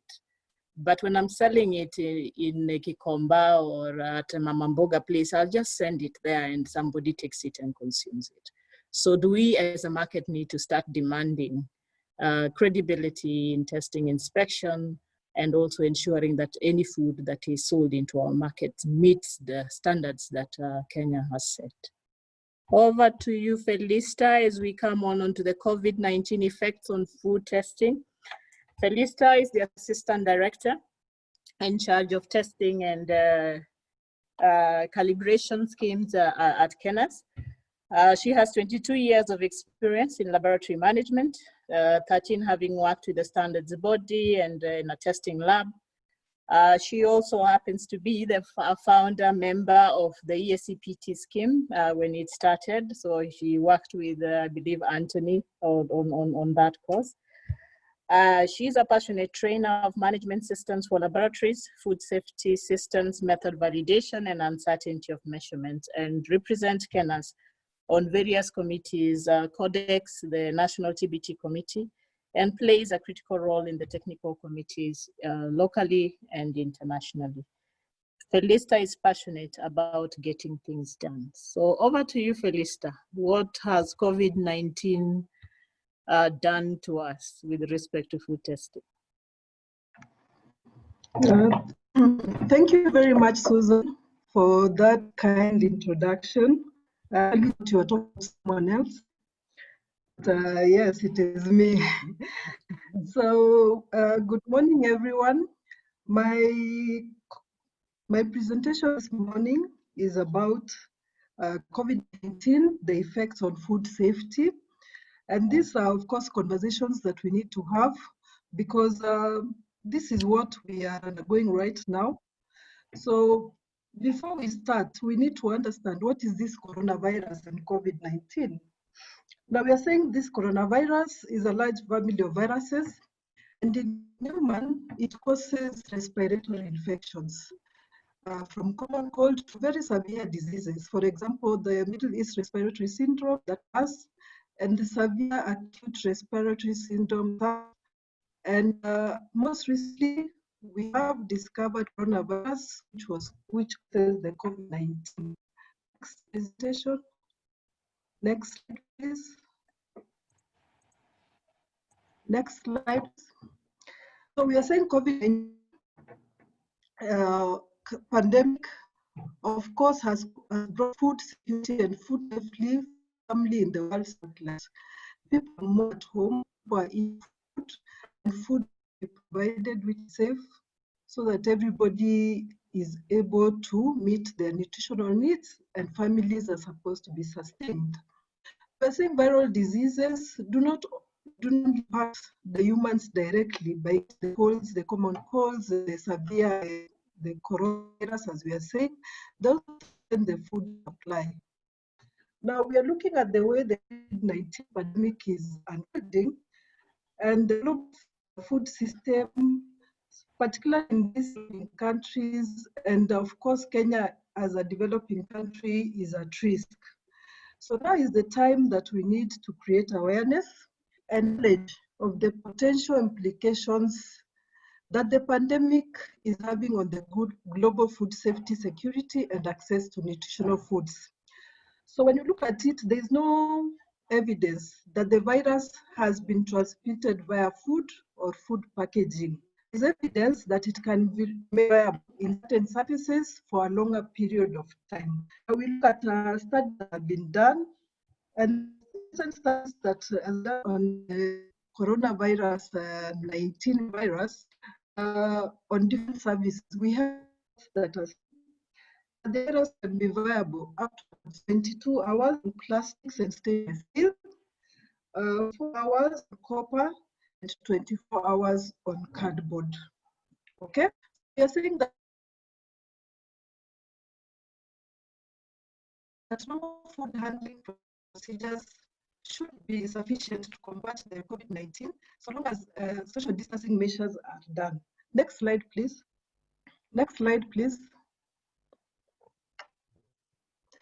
So we just want to look at the way it is spread because we want to exclude food from the spread of the disease. And you can see, of course, when someone is infected with the COVID-19 virus, cough, the droplets which are released from the cough, of course, they can go into the air, and then they hang in the air, and then maybe they fall on the floors, surfaces. And you know that most of the establishments, there is a lot of the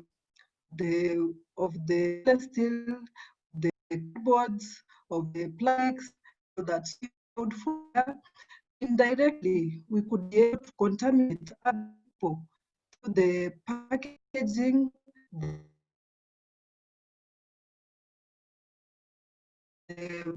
entryways, and the surfaces which are contaminated.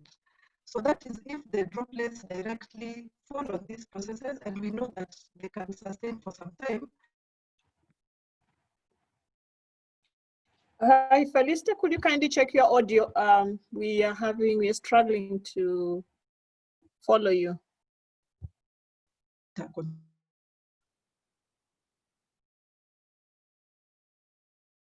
Was on plastics.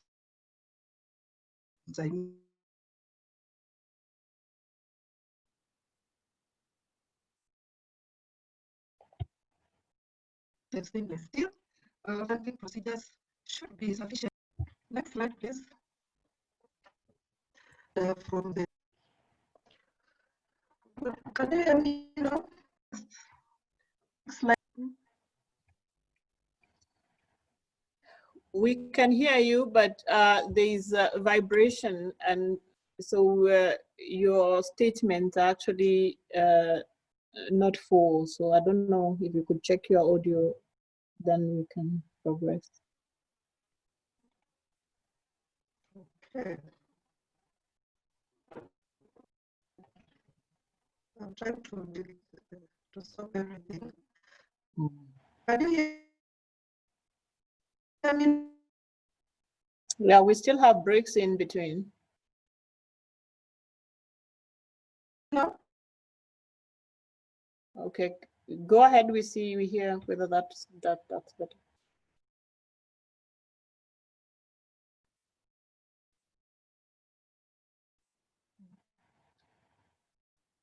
Hello, Felista.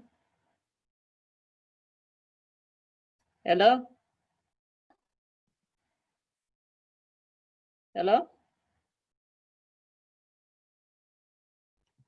Contaminate other people through the packaging, the entryways, and the surfaces which are contaminated. Next slide, please. Can you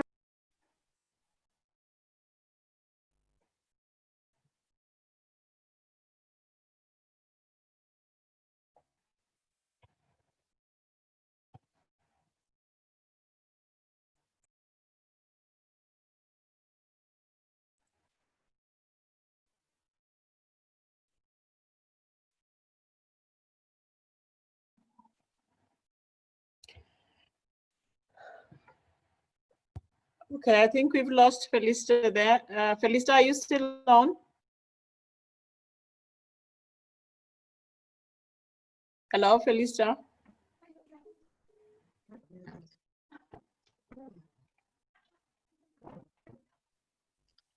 Yeah, can you hear me now? Yes, go ahead, Hello, Felista. can you hear me now? Yes. Hi, can you hear me now?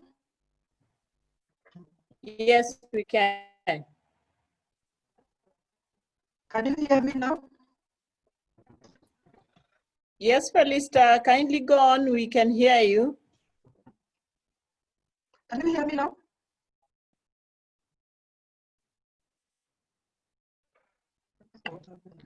Hello, Felista, can you hear me? Hello? All Can you right. hear me now, please? Yes, can you hear us? Can you hear me now? I'm on. Yes. Yes. I'm on. I'm on. Can you hear me now? Yes, Felista, we can hear you.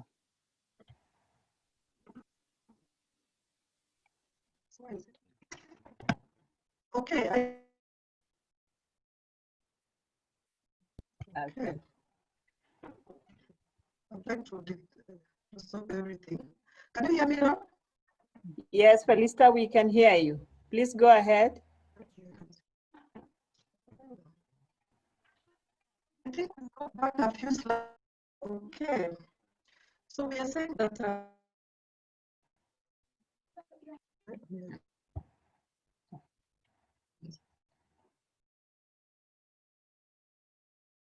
right? We go back here. Hello, can you hear me now? Hi, can you hear me now? Felista, we can hear you.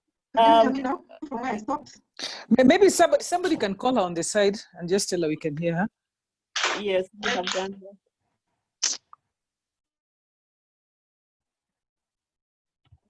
Can you hear me now? Okay, go back a few slides so that I can continue from where I stopped.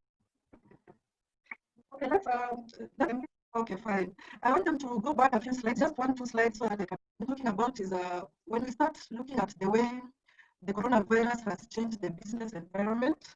The COVID, I find that there's a lot of stop there. Okay. Okay, so we were talking before I stopped on the droplets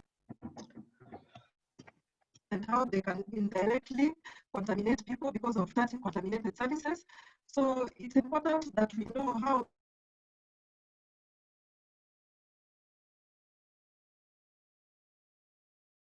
then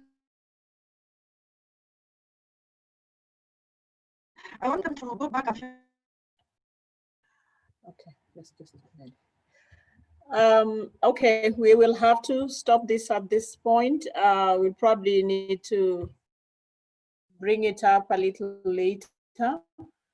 In the food industry, we can be able to control the spread of the disease due to the contamination.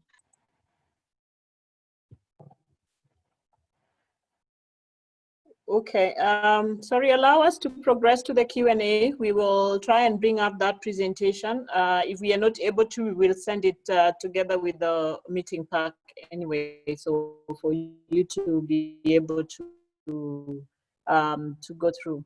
There are quite a number of questions that have come through, and we will try and utilize this time to deal with the questions as we set up the Wad video as well, hoping that it will play with sound when we are done with the questions. I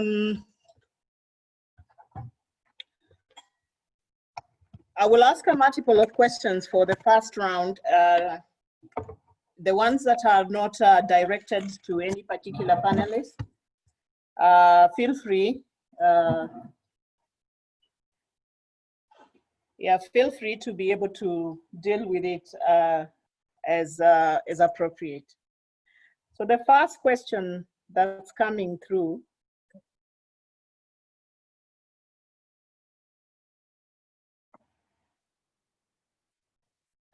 The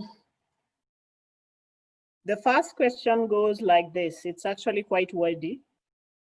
There's a rise in the number of households consuming food products containing aflatoxin without their knowledge. The growth of this toxin producing fungi are facilitated by stress during the growth of crops or poor storage conditions. The question is going to our ministry. What is the role of the Ministry of Trade and Industrialization and the Ministry of Agriculture in ensuring proper soil testing is done before planting and proper storage conditions are met by both commercial and subsistence farmers? I don't know whether the ministry representative is still on, but I'll also want, as the ministry representative deals with the question, Ruth can also contribute towards that question. The second one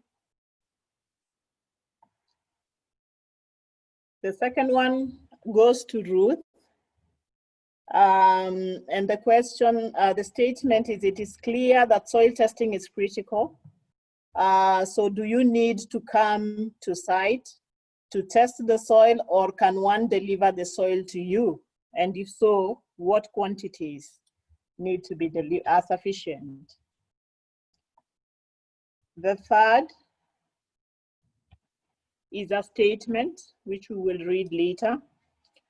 And then there's a fourth. What is the basic cost of a soil test with a small scale farmer in mind? What is the basic cost of a soil test? Again, that is to you, Ruth. The fourth, maize meal is a staple food in Kenya. What is the available testing capacity, especially in maize production areas? We will leave this open, and we'll also request that the Kenya CEO provides input into this response to that question. And then the last that I will ask of this round goes to Anthony Rungu.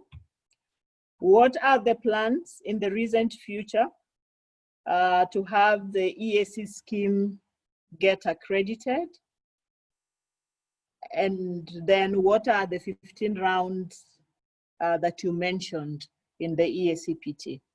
So kindly respond to those so that we are able then to move on to the next set.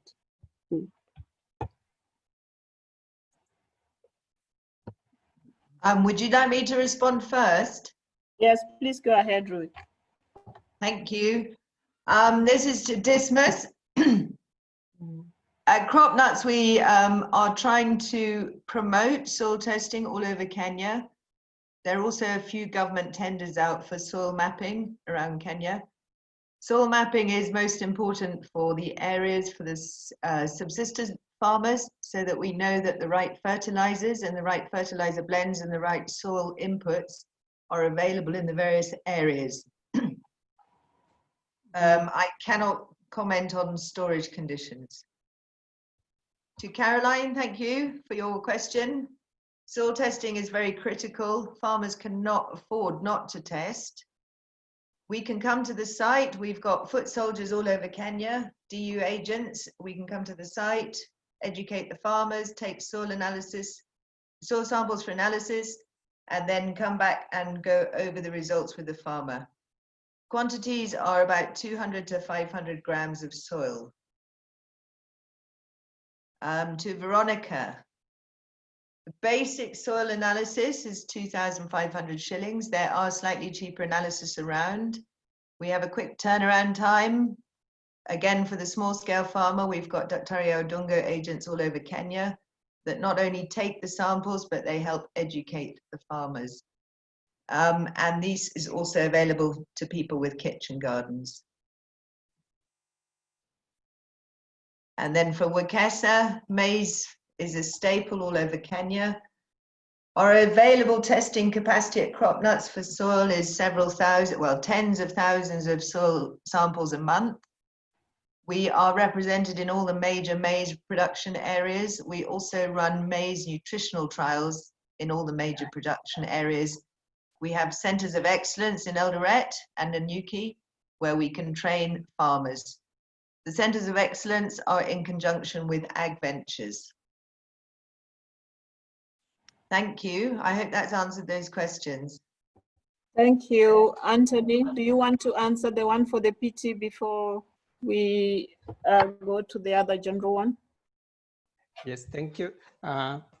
Let me start with the one for maize meal, maize testing.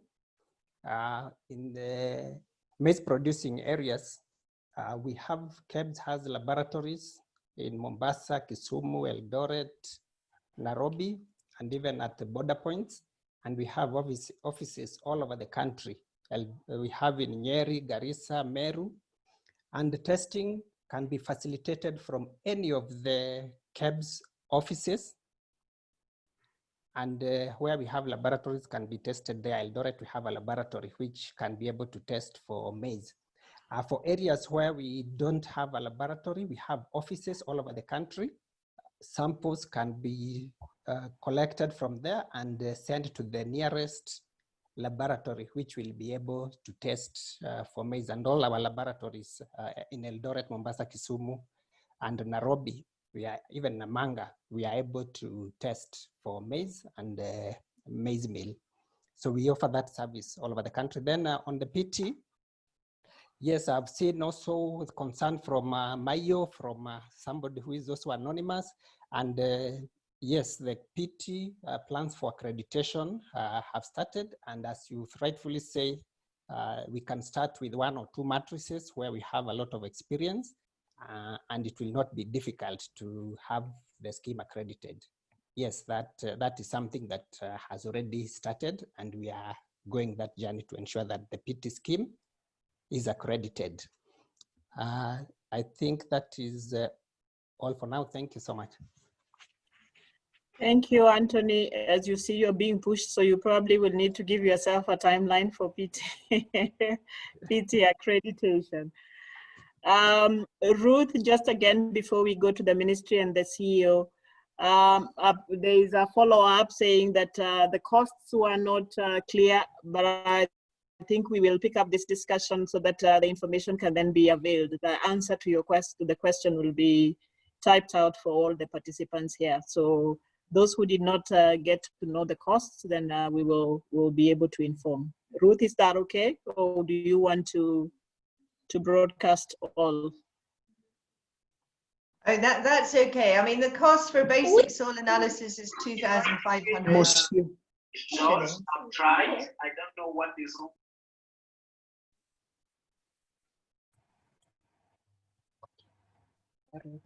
Sorry, somebody else is talking. I'll type the answer. Thank you.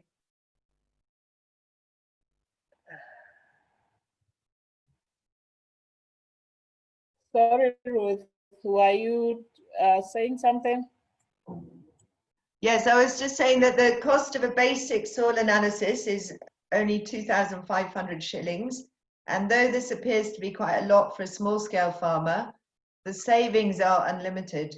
The savings in fertilizer costs, the increase in yields are very high.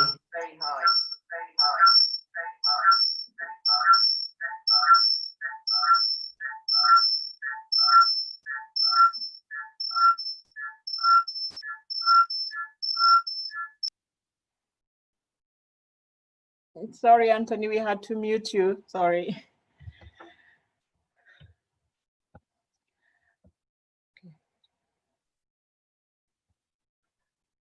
Okay, the cost of the soil analysis is 2,500 shillings. This may seem expensive to the small scale farmer, but the benefits are unlimited. There's huge savings in fertilizer costs, big yield increase. Great soil testing greatly enhances the livelihoods of the small scale farmers. Recently in Bomet, for example, the farmer achieved a huge yield increase from 2 tons a hectare to 17 tons a hectare, which is a 700 times return on investment for a basic soil analysis for a 1 acre plot. Thank you. Thank you very much, Ruth.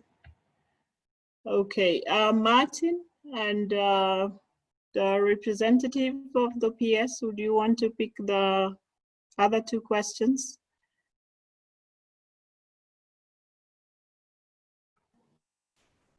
Okay, perhaps let me come in. I cannot see whether the ministry representative is still active. I think the question relates to capacity for testing aflatoxins, if I understood it right. Yes, I would like to say that since last year, following the public outcry, including the media white alert, the Ministry for Industrialization, Enterprise Development, put in place a committee to investigate on the capacity of the millers, as well as the installed capacity within both public and private laboratories. Work is still going on to see how this can be linked directly, so that down towards the production area, where once maize is harvested, there is a form of testing. So this requires an engagement between the Ministry of Industrialization as well as the Ministry of Agriculture to develop protocols for which, on how maize can be tasted, particularly for that is the case we're dealing with at present, and of course it will spread out to other cereals, and it ensures that it doesn't go to the millers when it's already contaminated with aflatoxins. So I can give that brief answer. I think the committee is still active, and we should see results in the coming future. Thank you very much.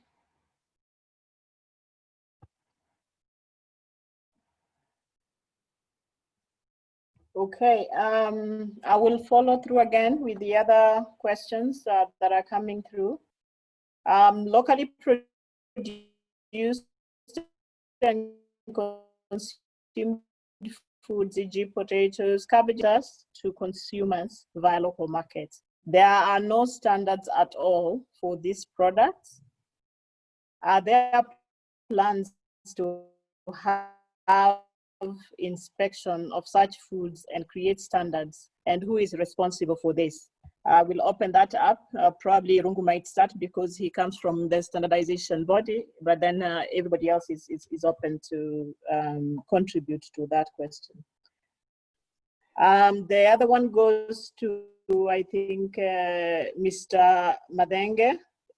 You mentioned that you verify exports to assure they meet other countries' standards. Does this mean you carry out tests during the production of such goods or by sampling the end export products? And what happens if they do not comply at that point? Then we have another question here. There's a growing shift towards circular economy and such utilization of treated wastewater in agricultural production. To what extent have accreditation services been expanded to factor in this reality? Again, that's a general question. I think all of us would be able to contribute to it. So let's deal with the standards one first, and then we have Mr. Madenge dealing with the one that has been directed to him. Who wants to go with the standards one? Anthony, you want to start off? Okay.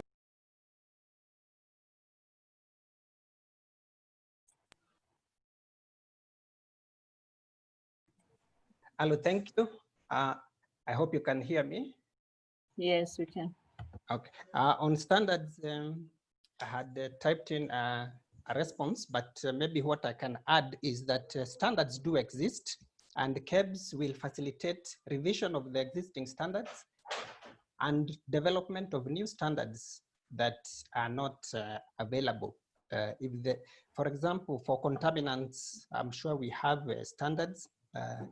By logging into the KEBS website and searching the catalog, you'll be able to find all the relevant standards that are available for these products.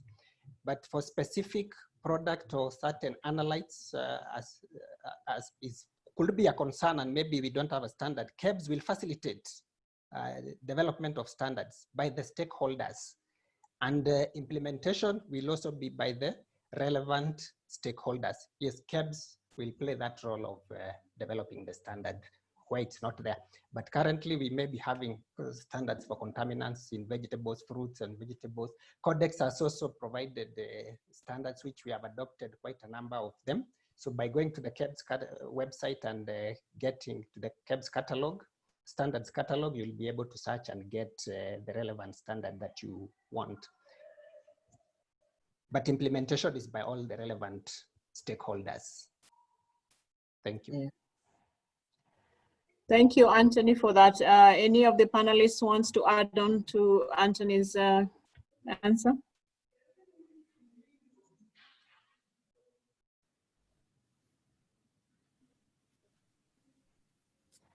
All right, I think that is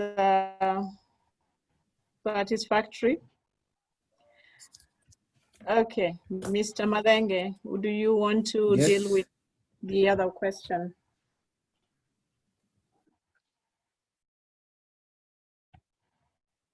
Oh.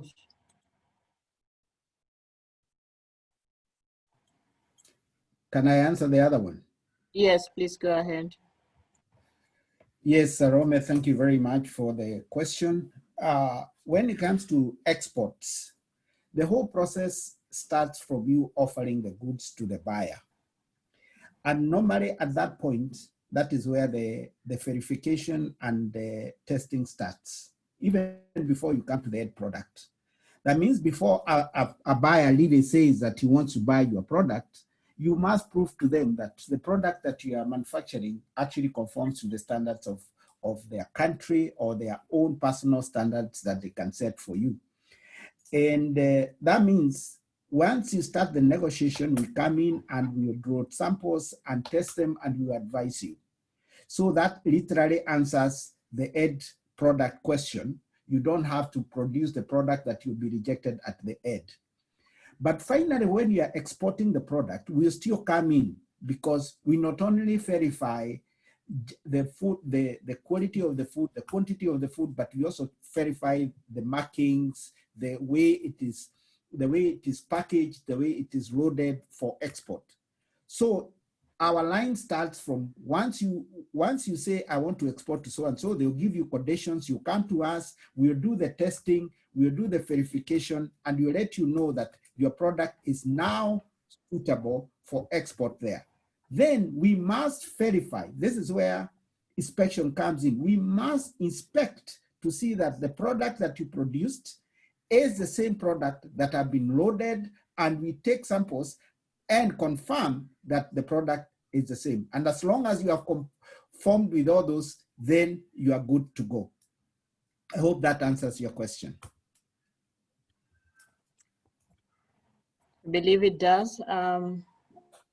Maybe Susan, I would want to add. Go ahead.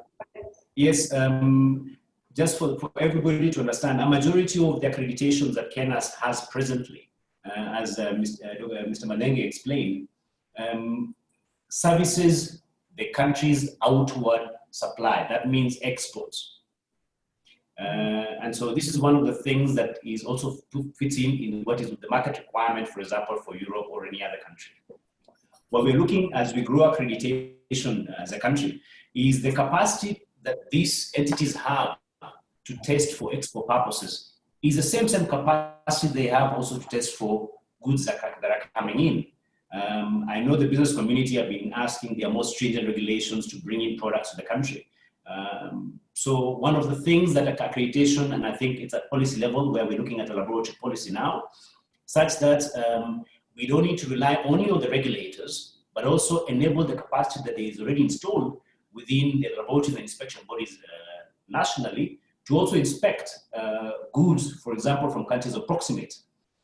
Somebody trying to bring in some vegetables from Zambia would have to go through a rigorous pre-inspection program, and yet the goods will come through the border of Tanzania.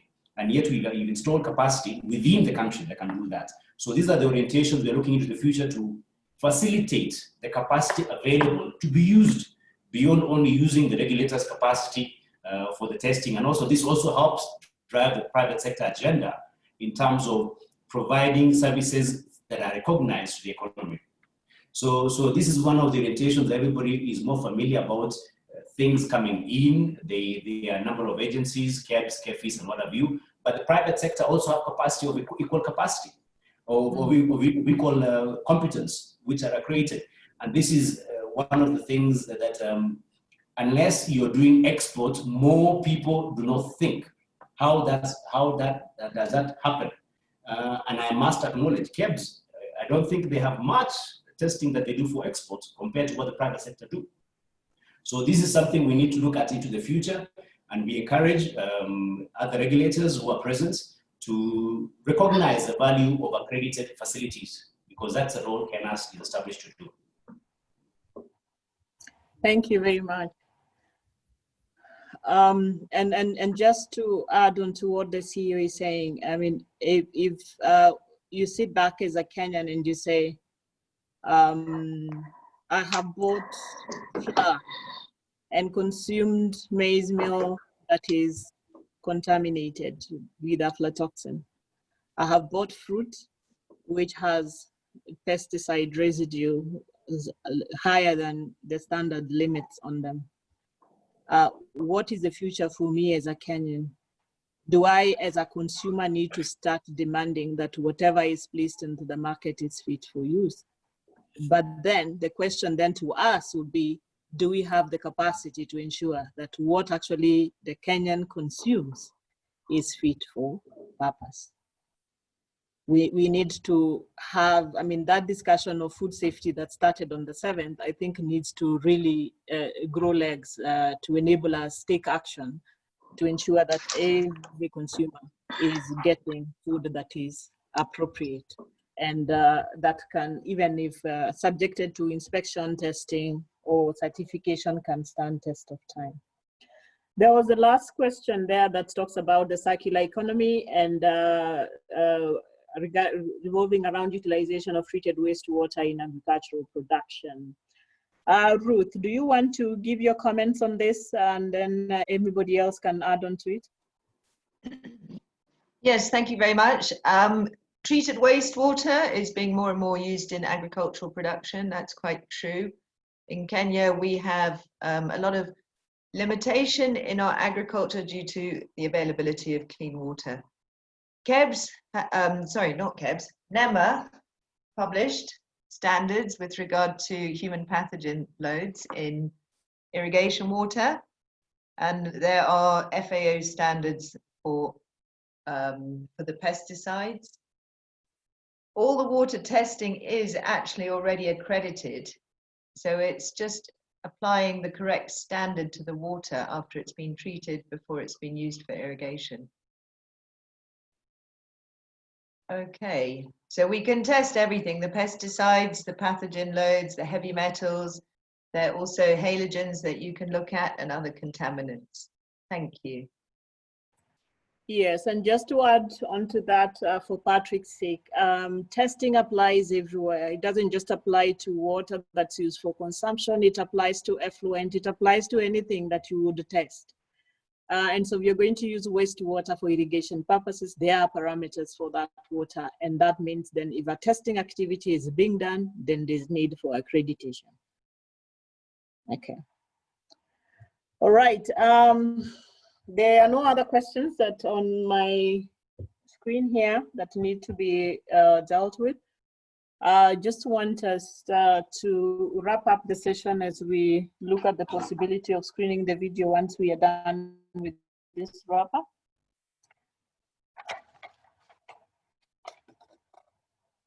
We've been talking about accreditation, improving food safety. And this is happening today after talking about food safety, the World Food Safety theme, which was food safety, everyone's business. And there's one of us who said, we cannot point a finger at regulators, we cannot point a finger at quality infrastructure institutions on not doing what they are expected if we as Kenyans are not demanding what is should be, right, or what how do I put it, the safety and the quality that we require.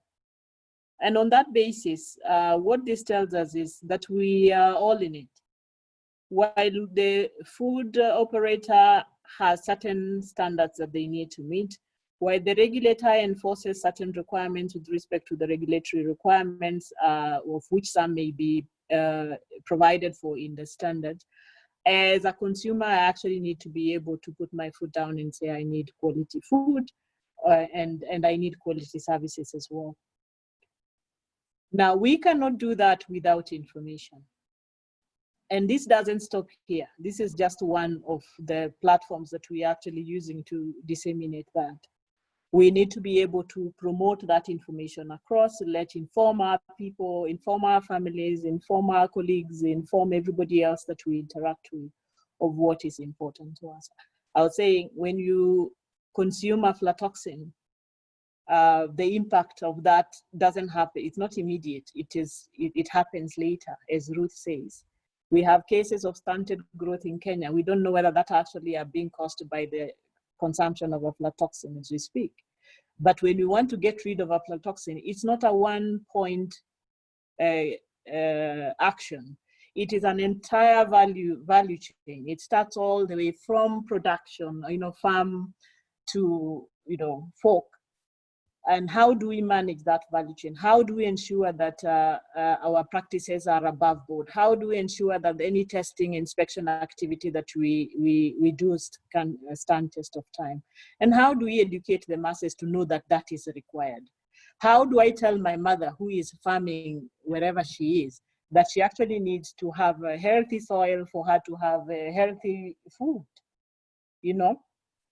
So we are starting the discussion. It started off on the 7th. We are promoting it, and I think we need to move on with it and not just let it die.